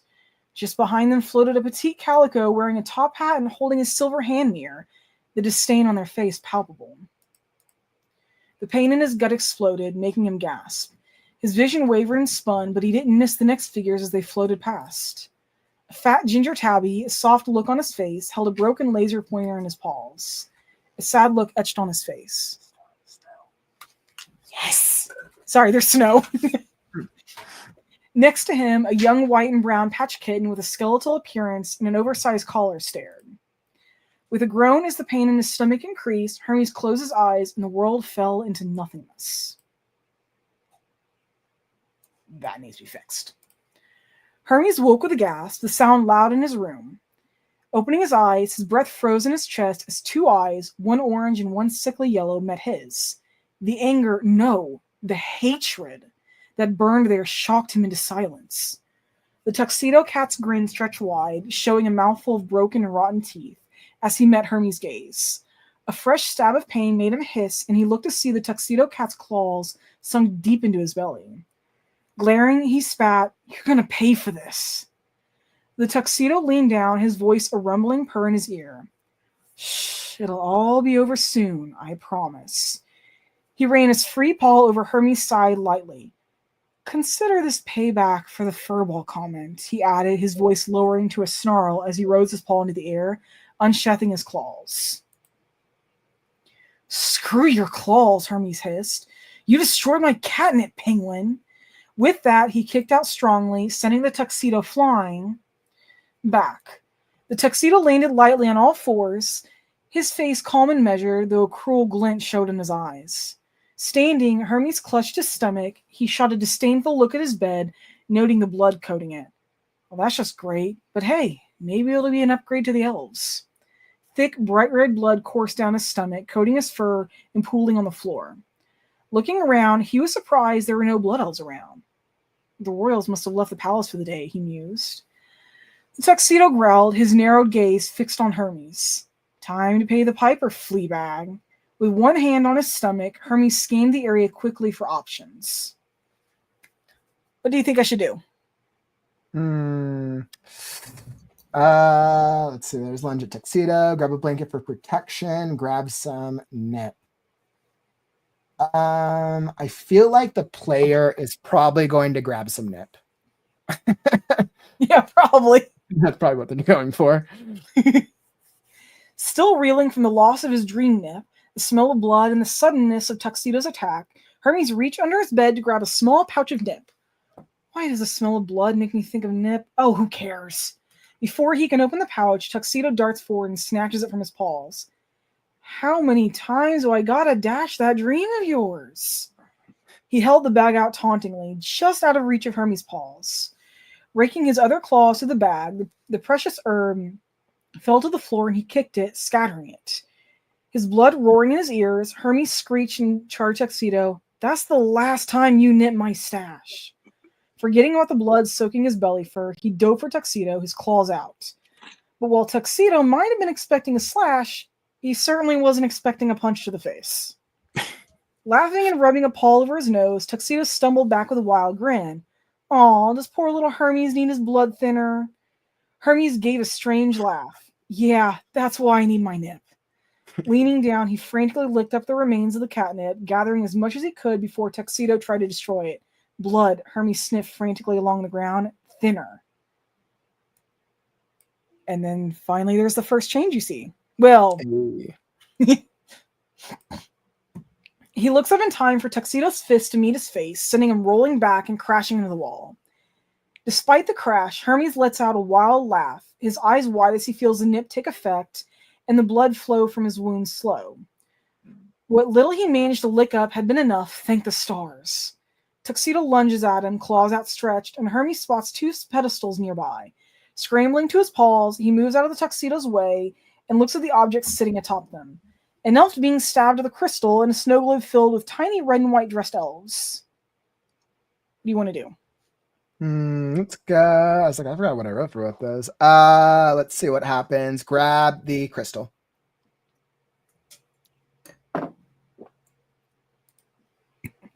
Grabbing the strangely morbid statue of an elf being stabbed with a bright red crystal, he glanced at it briefly.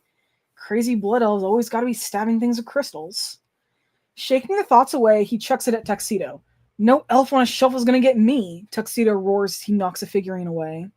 The moment it comes into contact with his paw, the figurine explodes into a shower of crystallized blood. The crystals turn to liquid as they land, splattering the ground and causing Tuxedo to halt. Hermes felt his stomach roil at the sight. He'd seen crystals do that before, but the sight was still nauseating.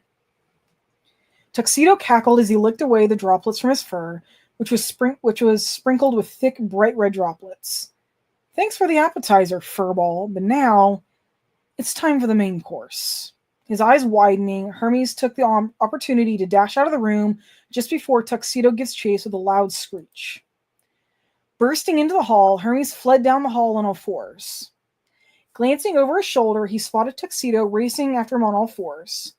Glancing around, he quickly leapt onto a thick curtain and pulled.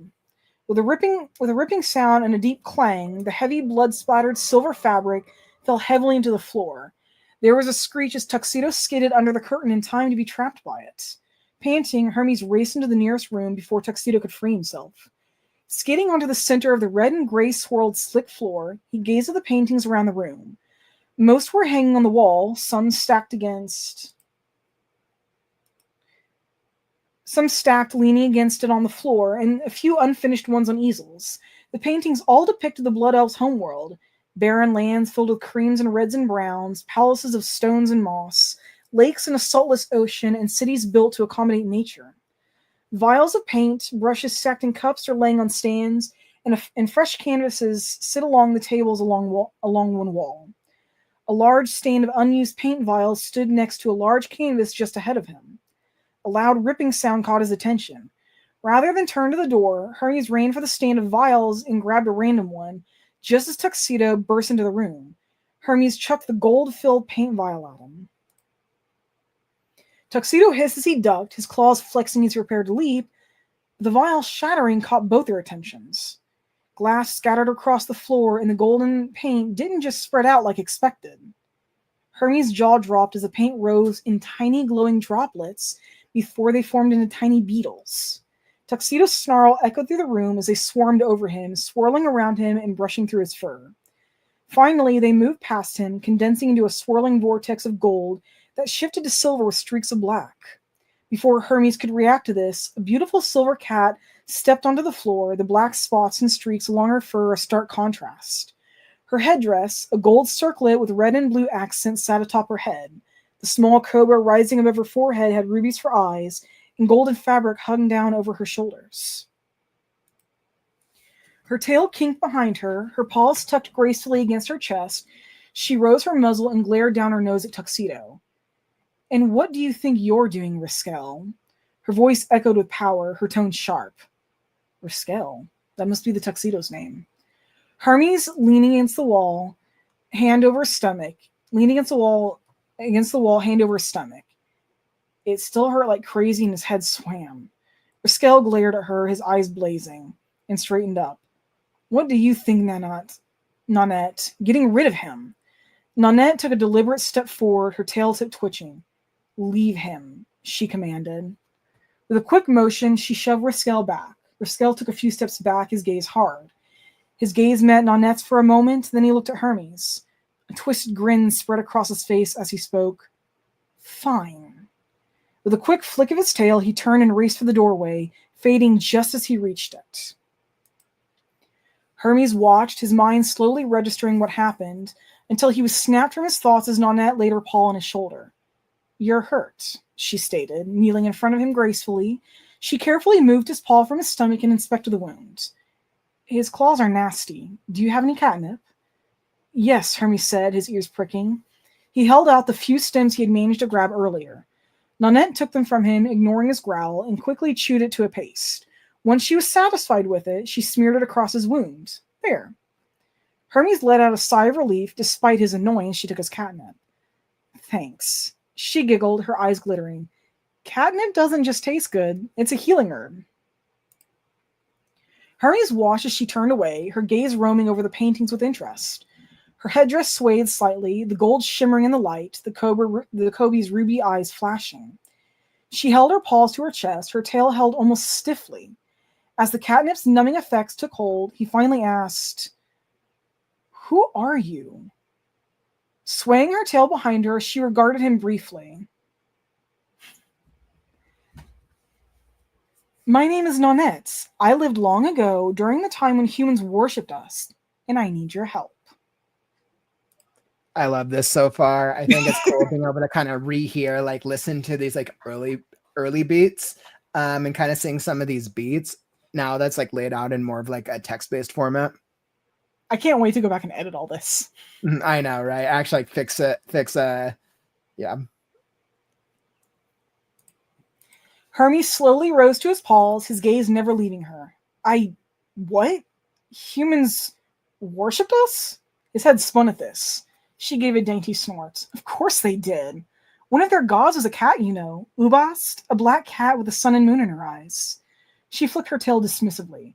But as for your help, I need you to retrieve something for me. Hermes stared at her for a moment before furrowing his brow. I'm not an errand boy. He paused and tilted his head. Retrieve what? Nanette chuckled softly, her eyes gleaming. I need you to fetch me a golden scarab. She held out her paw for him. Hermes blinked. You want me to catch a bug? He hesitated, then placed his paw on hers. The second they touched, there was a blinding flash, a rush of wind, and the world swirled around them. And now we're into chapter 2. This is also where things start changing from the manuscript. Okay. Awesome. I'm curious to see what direction you've taken it in. It's mainly at the end of chapter 2 that it changes a lot. Okay. Sweet. Let's see it. Hermes landed on the ground with a muffled thump. Shaking his head to clear the cotton filling his ears, he stood and glared at Nanette. Not a damn exterminator. Fog wreathed around them, obscuring the world. Nanette gave him an amused look and turned away, flicking her tail for him to follow. Grumbling under his breath, Hermes walked at her heels. With every step, the fog grew thinner until he could make out the hot sand under Paul and the endless blue sky above. Cresting a dune, he stopped and stared at the sight before him. Pyramids rose in the distance, their golden tops scratching the sky. Before them, an alabaster city spread out, palms and bushes waving among the buildings. From here, Hermes could make out something like blood elves walking around, but with darker skin. They were shorter, and the scent was different. Hermes stared in shock, his throat frozen until Nanette cleared her throat. Glancing at her briefly, he stared at the city again. Where are we? He asked quietly, in awe of the place before him. He was used to the Blood Elf's palace, but this was so much larger. Nanette led him down the dune as she spoke. This is Memphis, the home of the great Temple of Ptah, the creator god and patron god of craftsmen. She flicked her tail sharply. I live there, among several others. The golden scarab I need you to grab is located in a room there. She points out the temple, a large white building near the center of the city. What's so special about this bug? Hermes asked. The sand burned his paws, but he did his best to ignore it. Her paw stepped silent on the sand. Nanette waved her tail lazily. The scarab is sacred to the pharaoh. He had it placed there after a servant tried to steal it. Someone tried to steal a bug? Why? He stumbled, but jerked back upright as the sand burned his paws. Laughing, Nanette waited for him to stand before continuing. She led him past a stable where 2 horses eyed them curiously. Because it's made of pure gold and has rubies for eyes. Hermes' eyes went wide. Pure gold? So it's a brooch or something? That explains why someone would want to steal it.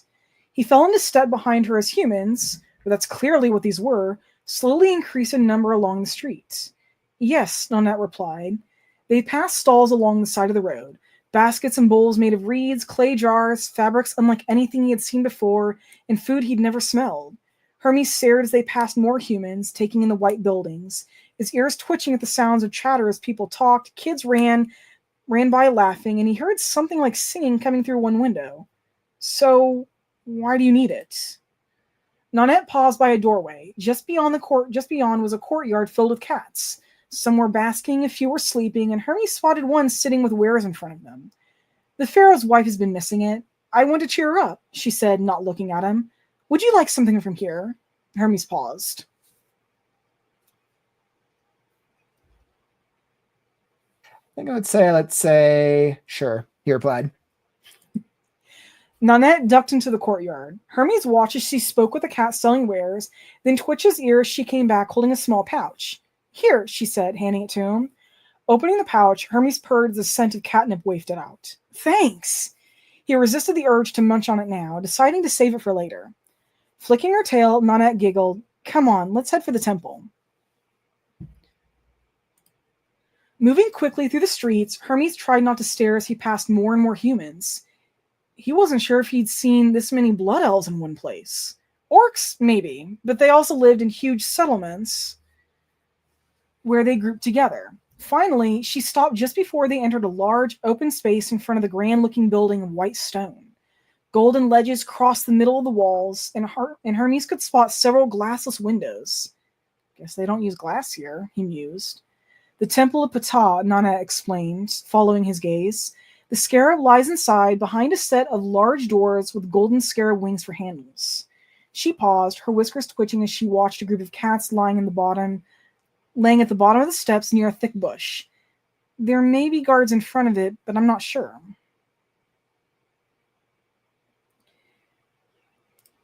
Hermes watched the cats for a moment, then turned to her. How am I supposed to find it? This place is huge. Nanette rolled her eyes. The humans here love cats, remember? Just head inside and follow the reeds on the walls. They'll lead you to the inner sanctum, and you can see it from there. The humans won't question you. That sounded easy enough, but gazing at the building, Hermes was sure there was some kind of catch. Can't I just ask for directions? Despite being unfamiliar with humans, Hermes could tell the ones coming in and out were all adults. Adult blood elves were difficult enough to endure for long. He doubted humans were much better. Nanette paused and tilted her head. Well, you could ask some of the cats, but that would probably take longer. They love to gossip, and you can't trust them. Hermes gave her a sidelong look. Why can't you just show me then? Because you can do this on your own, she said breezily. She gave him a gentle push forward. Now get going. Noticing her lack of answer, Hermes sighed. I can tell she won't give me a straight answer, but I don't have much of a choice, do I? Shaking his head, he gazed at the building. Now, how do I want to get inside? Let's see. I'm very curious to hear this part. So wait, how do I want to get inside? Wait. Ask the cat. Approaching the group of cats basking in the sun, Hermes cleared his throat. Excuse me, can one of you help me with something? The cats all looked at him, tails waving lazily, or their eyes narrowed in contentment. 2 of them, silver tabbies like Nanette, stood and stretched, walking over to him. The brighter of the 2 yawned, holding a paw over her mouth. You're not from here, are you? Visiting the temple, are we? The other one cocked her head. studying him. Her skirt swayed as she walked, her tail kinked over her shoulder. Of course he's not from here, sister. Look at him. She gestured to him with one paw. What do you need help with? Trying not to feel insulted, he waved his tail impatiently. I'm looking for a golden scarab with rubies for eyes. The tabbies exchanged surprised looks, then the brighter one spoke. You mean the scarab of dreams? What for? She asked curiously. I've heard of it and wanted to see for myself, Hermes lied smoothly. Why did that do that? I came very far to see it. The sisters circled him slowly, the brighter one speaking. You want to see the scarab, but why not ask the humans? I thought it would be better to ask the cats, Hermes stated, flicking his ear to hide his nervousness. The other sister scoffed, lashing her tail and crossing her paws across her chest. You think we know the way in? They stopped in front of him, their shoulders touching, and spoke in unison. Fine, come with us. Flicking their tails at the other cats, who go back to basking and sleeping, they lead Hermes to the thick bush nearby. The brighter sister pulled the bush aside, revealing a small alcove and a hole in the wall. In here, she said. Steer clear of the guards, her sister added.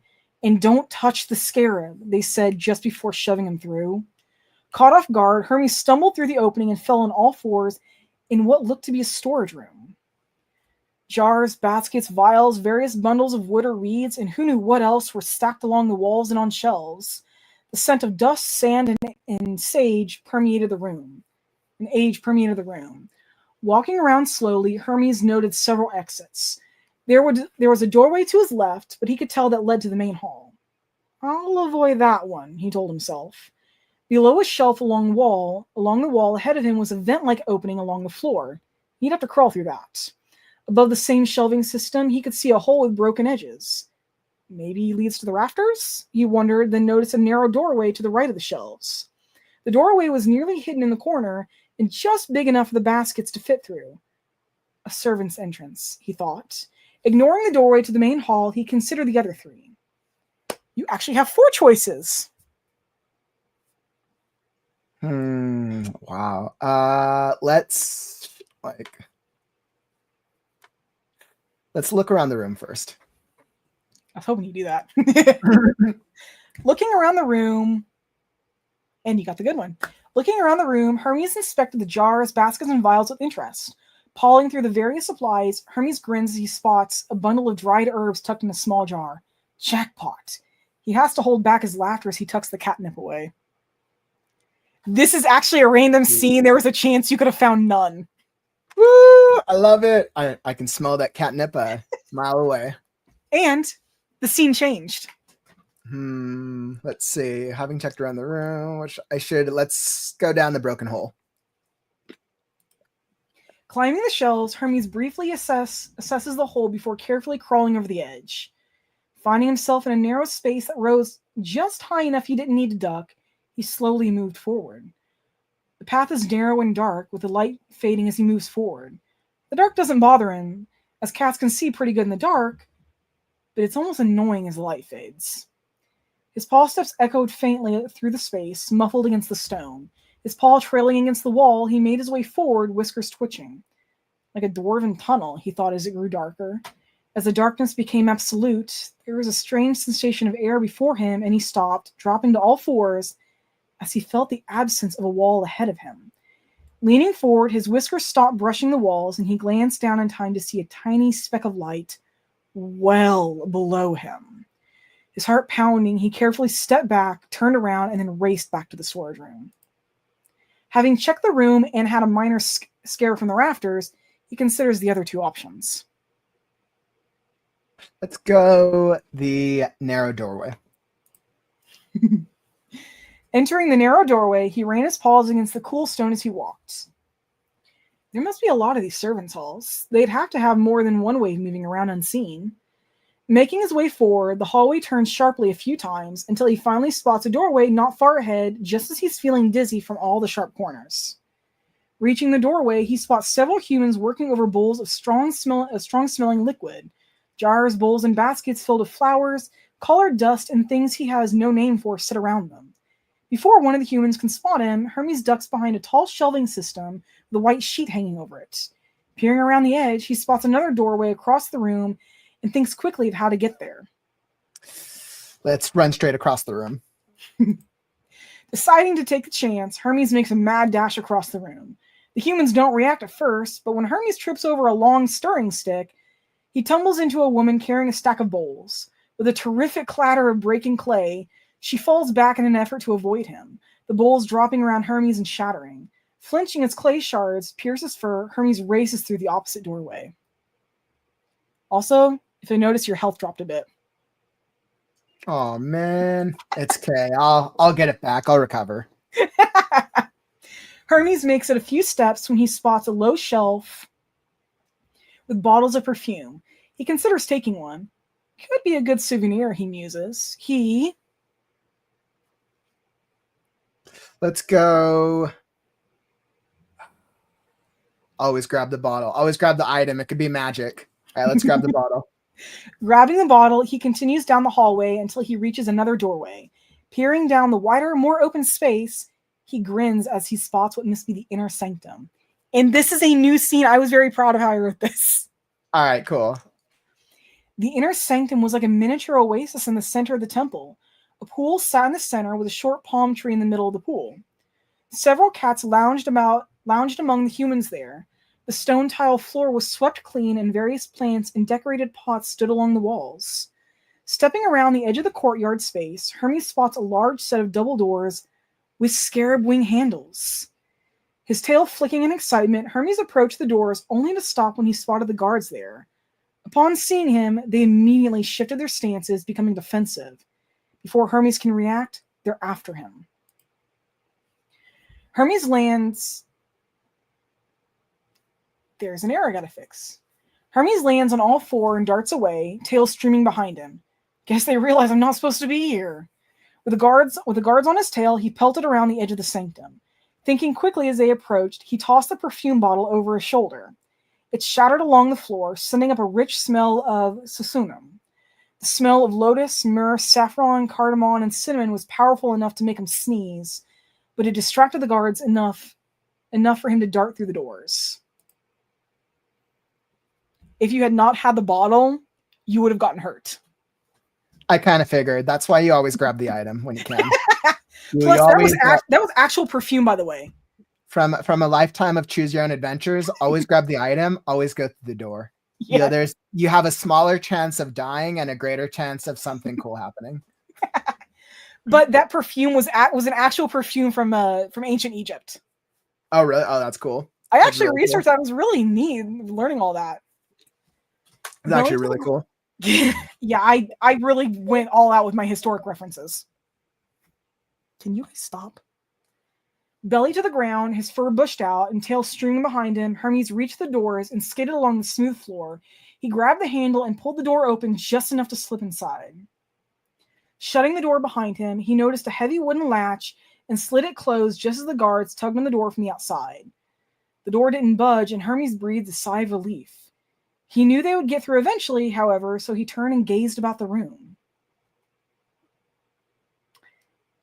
Didn't know the health would go into that, so I will figure out what's going on with that. 2 trenches sat along the other 3 walls, filled with water that cascaded down from 2 small holes high in the wall, one on the left wall, the other on the right. There were no tables, chairs, or any other furniture. Carved paintings of reeds, rivers, and various hieroglyphics adorned the walls. 2 windows sat high on the back wall, wide and short, letting sunlight glare into the room. It glared off the surprisingly dark floor. In the middle of the room sat a dais made of marble. Atop it sat a golden scarab. The golden scarab, Hermes breathed, his eyes gleaming. He took a few steps forward, but a shadow falling across the floor made him pause. Nanette dropped to the floor from one of the windows as he looked up. You found it! She waved her tail in excitement, her eyes glittering as she gazed at the scarab. Hermes stared at her briefly, then flattened his ears and snarled, You couldn't have told me about the window in the first place? He lashed his tail, taking a step forward. Circling the dais, her gaze fixed on the scarab, Nanette gave a non-committal hum. I didn't know, she shrugged, eyeing the scarab greedily. But you got here before I did, so you can grab the scarab. So I came here and wasted my time when she could have just paid attention to the walls? Hermes grumbled to himself. Shaking his head, he approached the dais. Reaching out to grab the scarab, he stopped as a voice called out.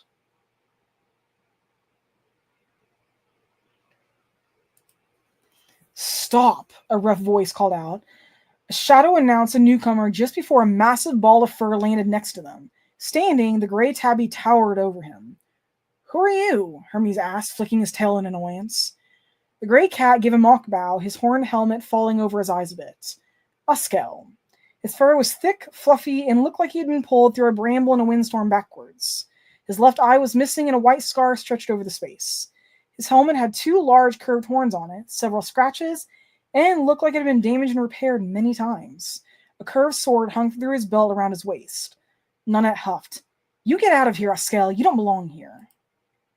"I think I do, Nunette," Askel grinned. Without another word, he produced a pouch from his fur, raced for the scarab, and scooped it up. Winking at Hermes, he scratched his claw through the air. Hermes stared at the white as a white line appeared before swelling into a hole in the air. Then Askel leapt into the space without warning. Snarling, Hermes wrapped his paws over his ears. "That's not yours!" With a roar, he raced for the hole and jumped into the swirling white and gray vortex just as it closed. We are now in chapter 3. When we get to the beginning of chapter 4, I will stop. Yeah, no worries. I'm enjoying seeing how you've done some of the variations. It's actually kind of cool. I like that. Yeah, then that way you won't go through the whole chapter 4 since it's not finished yet. Yeah. I have like some of it done. I managed to get through like the death scene, but yes, there's the death scene. Yes. The world flashed white, then shots of blue swirled by. More white splashed against the blue before there was a shot of brown, then cream, and Hermes landed heavily on the deck, the ship. Hermes scrambled to his paws, but quickly fell down as the ship jerked. Blinking a few times to clear his head, he looked to see Askel grinning at him. As his head cleared, laughter from the 30-odd humans filled his ears, as well as the sounds of the ocean and wind. Looking around more, he spotted a human on either side of the ship, which was longer than he'd ever seen the elves use, and each human had an oar. They worked steadily, not breaking their rhythm as they laughed. Movement made him focus on Askel again. The large gray cat leaned against one of the 2 masts, his arms crossed, his helmet askew. "Didn't think you'd come through. Bold move." His tail flicked lazily behind him. "I need that scarab," Hermes spat, trying to stand. Waves hit the boat just then, and he stumbled to all fours. Pulling himself up against the rail, he glared, "Give it back." Askel's grin widened, showing a missing fang. "Why should I?" he purred, his eyes glinting in the dull sunlight. His paw fell to the leather bag at his side, an intricate knot around the end. The pouch swung as the ship moved, swaying almost tauntingly. Hermes narrowed his eyes, gritting his teeth at the knowledge that the scarab was literally within reach. "You got heart, Hermes," Askel sneered, lashing his tail. "But heart's about as useful as a fish on land in a place like this." Finally gaining his balance, Hermes straightened up. A little unsteady, but he was upright at least. "I need the scarab, Askel. Give it back. I'm going home." "Who says this could take you home?" Askel chuckled darkly. Maybe Nanette was lying. Maybe she wanted this for herself. Hermes flattened his ears and hissed, "Arrogant furball." Why would she have lied? Okay, there was a good chance she had, but how else would he get home? Hermes ignored the nagging doubt in the back of his head and focused on the cat before him. Askel shrugged as the humans laughed. "Who knows? But this little trinket," he patted the pouch, "can't take you home." His tail flicked lazily and he twitched his whiskers in amusement. Hermes eyed the pouch, noting its movements as it swung with the ship's rocking. The scarab lay inside, just a whisker out of reach. He wanted to lunge for it, but Askel's calm stance made him wary. There was something almost familiar about his posture, the look on his face, the way he talked. It pricked at the back of his mind, like he had seen this cat somewhere before. Shaking his head, he ignored it. "Don't even think of trying to take it," Askel scoffed, waving his tail dismissively. He regarded Hermes closely, the human snickering behind him. His grin faded a little, but there was a gleam in his eyes after a moment. "How about a little challenge?" "What are you talking about?" Hermes narrowed his eyes, his tail lashing as he tries to stay balanced. Askel's grin returned. "I'll make you a deal. You want the scarab? I want a little fun. We settle this one way or another. If you can outdrink me, the humans burst out laughing harder than before at this. The scarab's yours. He gestured to a barrel sitting behind the mast. Hermes eyed the barrel, wondering what was in there. Over the scent of salt, water, cat, and what could only be humans who haven't bathed in a while, he couldn't tell what it was. But, Askel continued, Hermes snapped his attention back to the cat. You're more than welcome to fight me for it, if you prefer. He stretched slowly, his helmet tipping back. I love doing things the old-fashioned way. Hermes opened his jaw to respond, but Askel cut him off. But I warn you, I have a bit of a reputation. Hermes' heart pounded in his chest. The drinking contest sounded ridiculous, but the fight meant risking everything, especially with a cat like Askel. Hermes wasn't sure how, but he knew that Askel was no pushover. The scarab was within reach, and not just literally now, but the risk of losing it, and possibly much more, was too high. Askel leaned closer, his rank breath washing over Hermes' muzzle. What'll it be, Hermes? Are you cat enough for a real challenge? Hermes laid his paw on the rail as he thought. I think if I was the player and I was asking myself, I'm like, clearly we've set up that Askel is a much better drinker, and because he's a pirate, I would assume that the drinking contest is probably going to be a fail for Hermes, so I would opt to fight him for the scarab. Then we'll fight for it, Hermes declared, standing as tall as he could. He'd been a good brawler back in the day. Surely he can handle this cat. The humans roared with laughter, some of them doubling over. Askel grinned widely and stepped forward, drawing a sword. You sure? I'm not a pushover. Hermes nodded resolutely. Yes, I need that scarab. All right, Askel drawled. Then I'll make it fair. You can choose your weapon. Claws or any weapon you can see here. Just don't destroy the ship. Fair enough, Hermes thought. Scanning the ship, he spotted a couple of options. Use his claws. I was almost hoping you'd choose something different. There is a death scene there. We will not die today, I promise. We're gonna make it. We're gonna make it to chapter 4. My claws will be enough, Hermes growled, unsheathing them. Askel cocked a brow, his amusement faint as he looked Hermes over. Your claws? Against steel? He scoffed, though there was a flicker of respect in his eyes. You think you can scratch your way to victory? Hermes raised his claws, letting the weak sunlight glint off the tips. I don't need anything fancy, he said quietly. I know what I'm capable of. I fought with orcs, I fought wargs, I fought trolls, I can handle this easy. Askel's smirk returned, albeit smaller and more wary. All right, little warrior. Let's see if you've got the guts to back it up. Without warning, Hermes lunged forward, claws outstretched, and slashed across the larger cat's chest.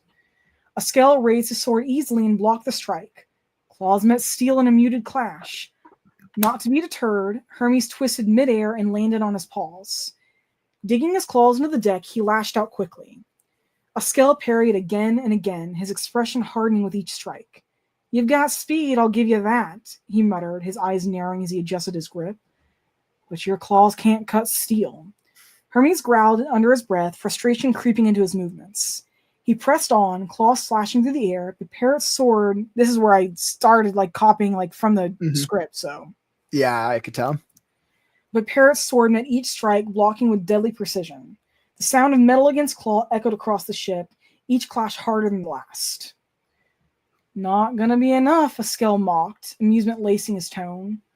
Hermes' claw scraped against Askel's sword again, and for a moment he thought he had him as the larger cat took a step back, his tail lashing.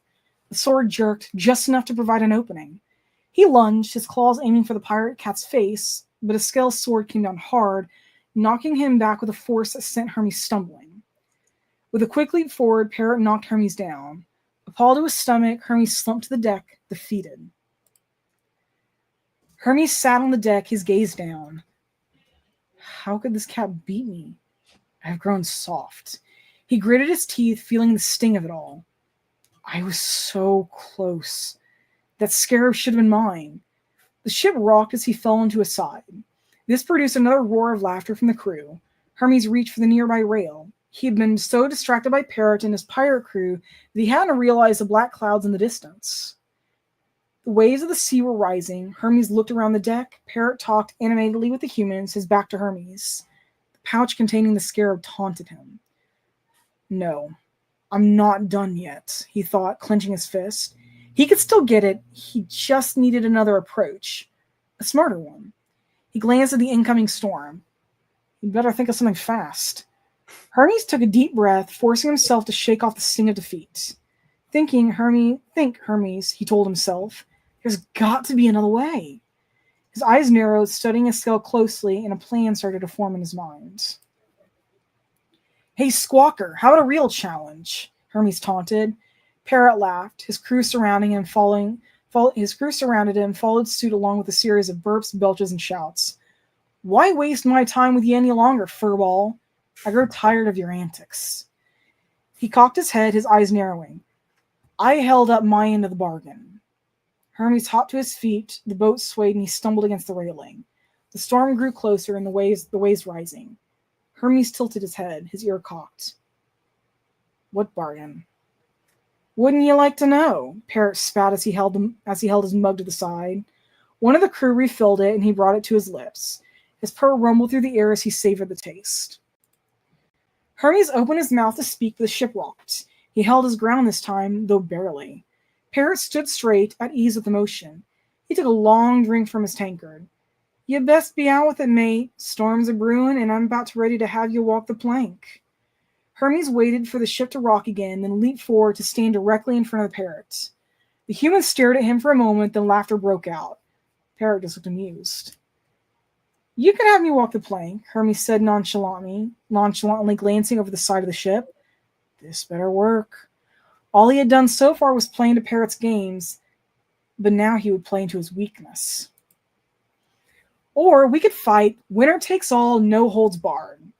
It was risky and possibly stupid, but he knew, somehow, Parrot's pride would be taunted with this. The crew laughed, and Parrot stuck his tongue out, spitting, making noise, and ending off with a fart. I'm growing bored, furball. I can't believe the great Hermes has become this pathetic in his old age. He sneered, taking a large gulp of his drink and burping. Hermes eyed the pouch. He needed to figure out what this one-eyed cat knew. This better work. This time, I challenge the entire crew. Silence meant his words. Last one standing takes all. The entire crew of pirates roared and doubled over in bouts of laughter. His gaze fixed on them, he leaned almost lazily against a nearby barrel. This furball, one man called out. Take on all of us? Another chortled. Parrot spit out his milk and fell over, rolling on his back as he laughed. He's a joker. He can't take on even me, let alone... That would be true. But none of you are pirates, are you? Hermes examined his claws idly, not looking at them now. Silence fell like an axe. Parrot, did he just... The whispered words sounded hollow. Another man answered, no, there's no way. One man snarled and grabbed his axe. That mangy little... Parrot rose slowly, his tail lashing and slitted eyes fixed on Hermes. No one denounces us on our own ship, he growled. Hermes flicked his tail dismissively. More like a bunch of milk-drinking Brits, if you ask me. Angry shouts, growls, and axes being drawn, the telltale sound of a bow being drawn.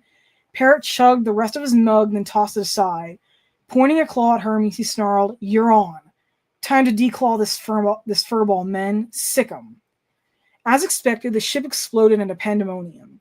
Some humans rushed forward while others raised their bows. With a laugh, Hermes took a step back.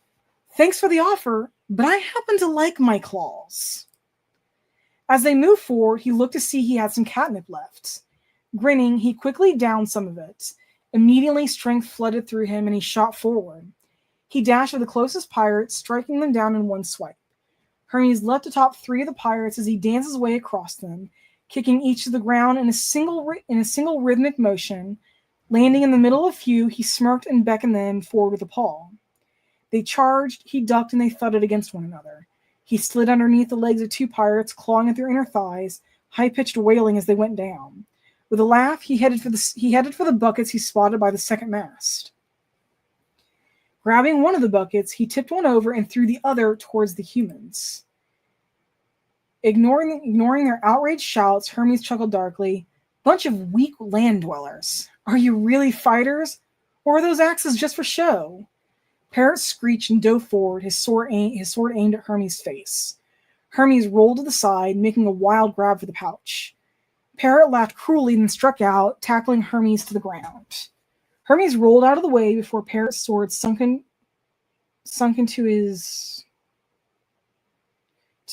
his head before forcing Parrot down. The 2 cats rolled back and forth, their claws and fangs flashing as struck out in a cat fight. Thunder cracked, momentarily distracting them, then rain pelted the deck like stones from the sky. The ship swayed as waves swelled, and the humans settled down against the oars. They kept their eyes fixed on the fighting cats, however. You'll never beat me in a duel, Hermes, Parrot growled.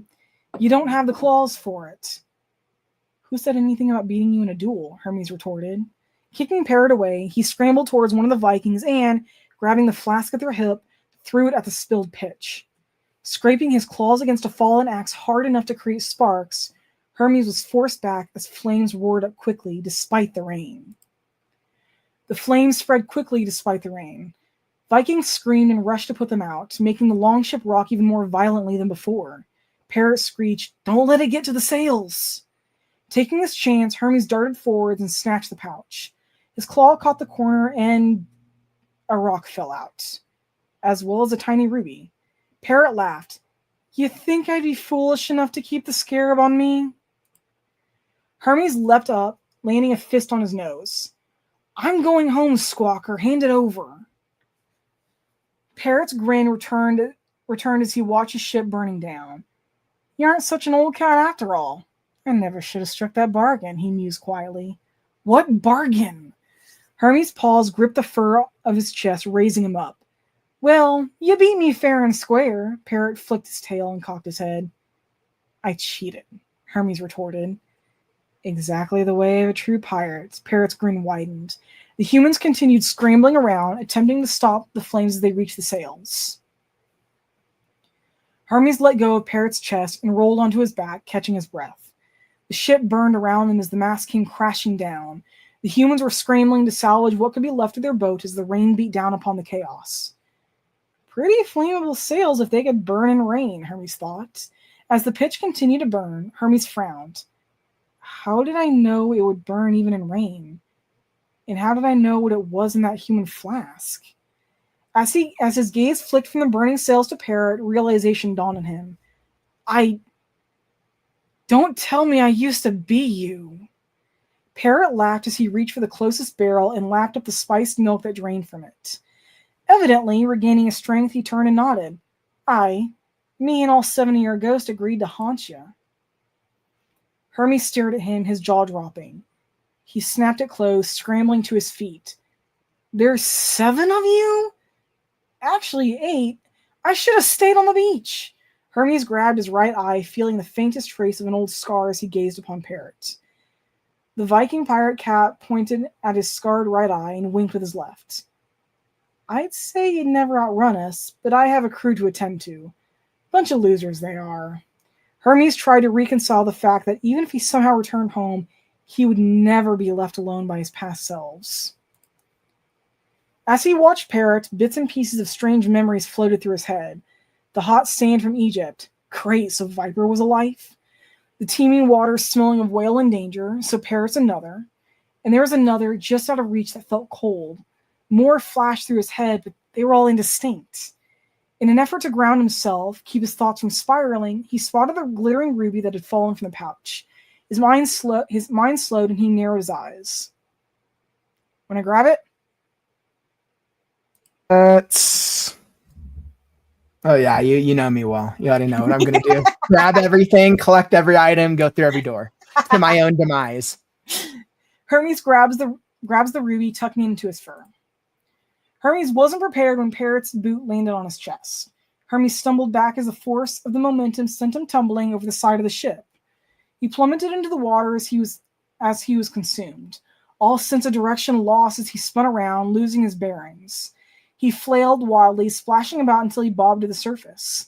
There was a muffled crack as he surfaced, and he turned in time to see the Viking's ship mast fall, and the ship slowly rolled over before sinking into the rising waves. Hermes swam for a nearby piece of hull, which must have come loose from the ship, using the plank to momentarily catch his breath despite the unideal situation. He screamed to the sky, a soundless wail that was lost among the waves. A large wave crested over him, forcing the wood under the water. Digging his claws in, Hermes clung to the sodden wood as it rose back to the surface. Coughing, Hermes laid across the plank as much as he could, his chest heaving. Is this how I die? With a low, resigned growl, he spotted a piece of sailcloth floating by. He briefly considered grabbing it. Maybe it will keep me warm? Let's go. We'll grab it. You know me. We're grabbing it. I was just waiting for that. With a sigh, Hermes grabbed it and pulled the sodden fabric to himself. It wasn't large, but it might give him a bit of shade during the day. Curled on the wood, Hermes didn't bother keeping track of the time, and didn't pay attention to the faint, fluttering sound coming from far off. That stupid tuxedo ruined everything for me. A wave washed over the wood, making him splutter. Hissing, he lashed his dripping tail, but sank back down and curled into a ball. And now we're in chapter 4. Ooh, I was like, that is...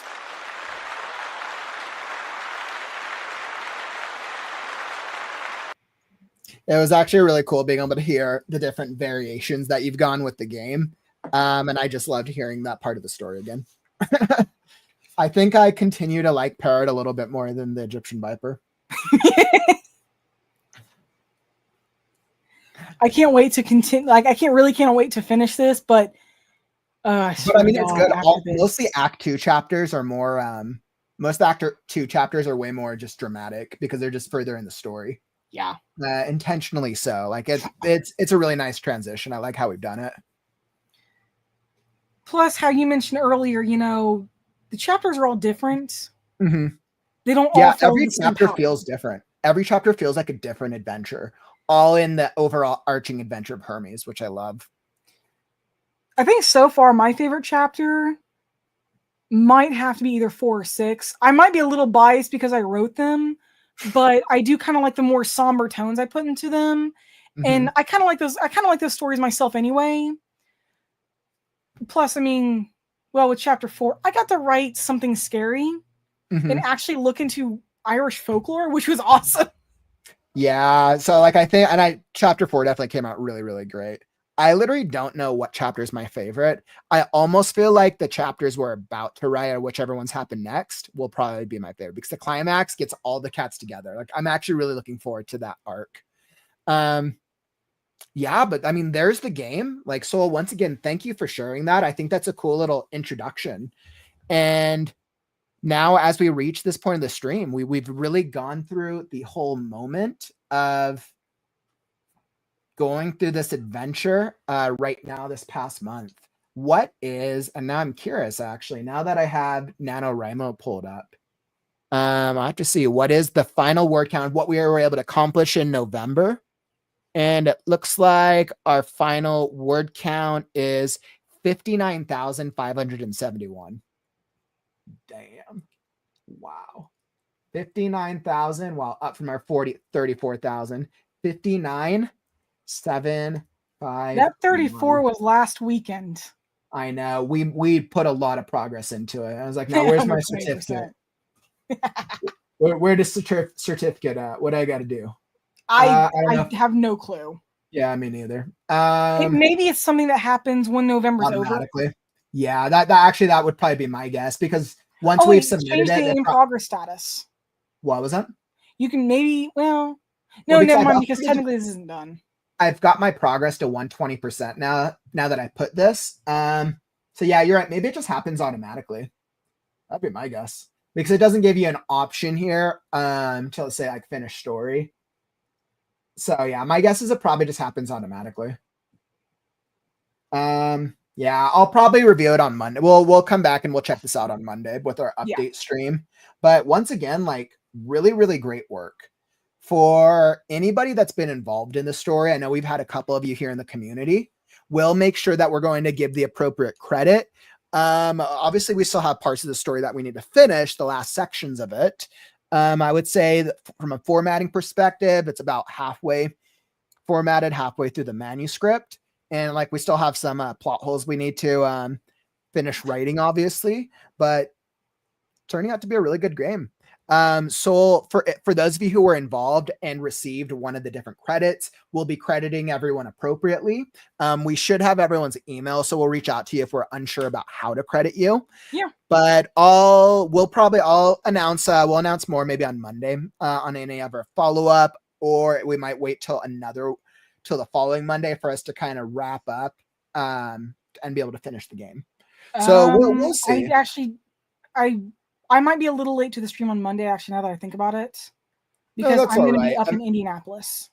That's totally fine, and my Monday might be late, but we'll probably we'll save our Adventure Right Now update for the following Monday then, so that way we have some time to kind of let it breathe.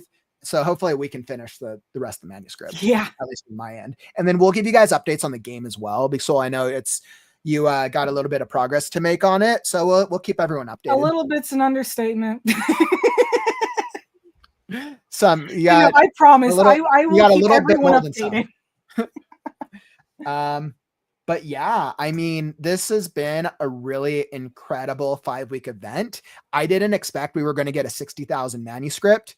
Once we're done, probably a 70,000 manuscript and a game in the works out of it. We'll keep you updated on what the next steps look like. We'll let you know when the game's ready to play through the Google Doc and where it goes from there. So everyone, like, thank you. And so like, this is a huge thank you. Like, being involved in this has been such an incredible journey. I've literally never co-written a story like this. And beyond like working on the story with you and then with the writers from the community, it's been an incredible experience. I've done a couple short stories, and nothing to this extent, like through school. Mm-hmm. It was more like, hey, can you do this research for me and give me a few links? But it was really fun working on something to this extent. And as a bonus, help my company. Yeah, I know. And that's always the greatest thing, right? When it's like a win-win. So like, for once again, leaving off on our note, Hermes and all 8 of his cats. Well, everyone, it's been an incredible adventure. Thank you all for joining us today. I'm going to continue on with my Thanksgiving celebrations. Will come join me tomorrow for more writing sprints. It's going to be TBD. So I'll probably go up like early afternoon to get some writing in. Either I'll be finishing Hermes or hopping back into Scarecrow. We'll see how I'm feeling tomorrow. So yeah, this has been awesome. Thanks all for joining. And that's all that I got for you. I'm Kaufman, and this is Chat Soul. And we'll catch you on the next stream. Take care, my friends.